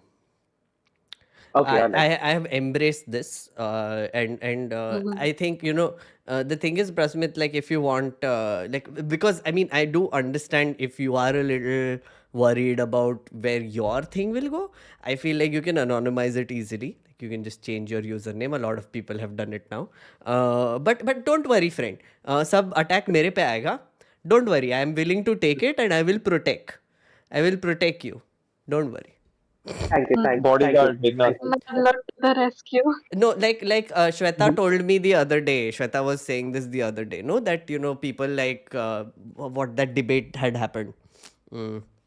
No, I broke down on stream one time. Like that Yeah, yeah, stream. yeah, yeah. And Shweta was telling me that someone will clip it and then put it when Modi ji wins, right? And I'm like, holy shit, Yes. that's next level. So this can happen. I mean, it is inevitable. People will use things that I have done, they can go back in the live stream. I have said many things in the live stream. I don't even know what I have said, which can be used like a few years later, which can become controversial or whatever. But that is inevitable. I'm expecting this. But Also, my whole thing is that it is content. It drives people to my channel. At least you get traction through it. yeah, and all content can be taken out of context on internet. Absolutely. It's not Absolutely. just Yeah. you. Yeah, the minute you choose to be on the And internet, there's nothing private, there's nothing sacred left. True. Absolutely. Yeah, I mean, I was also thinking that my privacy is with Vishwa Guruji, so it's fine if I make it myself private or not. At the end of the day, privacy is a myth, just like democracy. Oh, absolutely. It's also like Just like one very abusive troll who has just been timed out by yeah. Kushal. Kushal is there. He said Prasid is the last. He Wait, said where Prasid is is the last person, but I have I one also question. sorry. A second. I have also hidden Raj Yadav again because he was being annoying. But Raj Yadav, if you're watching this, you can come on the Discord now if you haven't already. So you can come in and you can talk to me whenever you want. But yeah. No, I'm upset, Raj. I wished you happy Valentine's Day. उसका जवाब अभी तक आया नहीं है. This is I was you should wondering have where he was actually. Matru Pitru Pujan Divas. That was the one for him. Acha, last one, who was that? Last one who's Before you guys, discussion, I wanted to just guys, wait. one thing. Wait. So that was KS Dadwal, I think, who wanted the Yeah, last thing. yeah, Go on. yeah. Actually, I had posted on your comment box also on our live stream previously. I think it was day for yesterday. I just wanted to update you regarding Make My Parliament Great Again campaign. Right. So I'm a professor in a university. So I was teaching a class where one of my student happened to ask me, what is the way to raise our concern through the means of public opinion, or say to take the government accountable. So I teach political science basically. Right. So I, while telling them about different ways in keeping the government accountable and asking questions, I also gave them the idea of, to look into this campaign. This is also one of the ways of making your parliament workable and active the way we expect. Right. So some of my students have found your campaign very interesting, or our campaign very interesting. Yes, our So campaign. Thank you for correcting they yourself. have enrolled Oh, very for nice. it. Oh, thank you so much. Yeah. I'm so happy, and this is great because it is organic, and it just came to you. I'm guessing when you were talking and dealing with this It was subject. spontaneous. Exactly. Yeah. That is the So way because to the be. question was spontaneous, that's why. Amazing. I love this. Thank you so much. And I think you should thank yourself also because it is our campaign. So, Yeah. so you should be like, अरे amazing, मेरे campaign को endorsement मिल रहा है. But yeah, amazing. That was a nice way to end this. Guys, thank you so much for joining in. Sorry, I wanted to do this on next Friday. Yeah, go on, Miss Granger. Yeah. Yeah, okay. I was just saying that thank you for covering the topic in a very simple way because I was looking forward to this because I have really no clue about farmers protest I am things, glad but I understood things. this is what I do. This is what my life is. So you're welcome. Yeah. Like most of us. Thanks, guys. Thanks. I appreciate you liking it. Sorry, I couldn't do this on Friday. I have an event to go to. But next week, say we will do this on a Friday night, as a bunch of members have told me. So I will see you next week on Monday. No stream on Friday, guys. See you. Okay, just a reminder. Bye. Posting a link which is about what Make Parliament Great Again is all about. Yes. Please click on that Yes. and check it out if you haven't. Yes. Okay. Bye, friends. Bye. Bye. Good night. Thank you so much for watching, guys. I hope you found the deep dive useful. And if you're going to join the Discord server, I will have it up. The new link will be up by Monday. But yeah, thank you so much. Do consider supporting. And to all the people who reached till the end, congratulations. You have done it again. You're welcome for this free therapy session. Do consider liking, sharing, subscribing, all the thing. And yeah, see you on Monday. Bye bye, friends. Bye, bye, bye, bye, bye, bye, bye, bye, bye, bye, bye, bye, bye.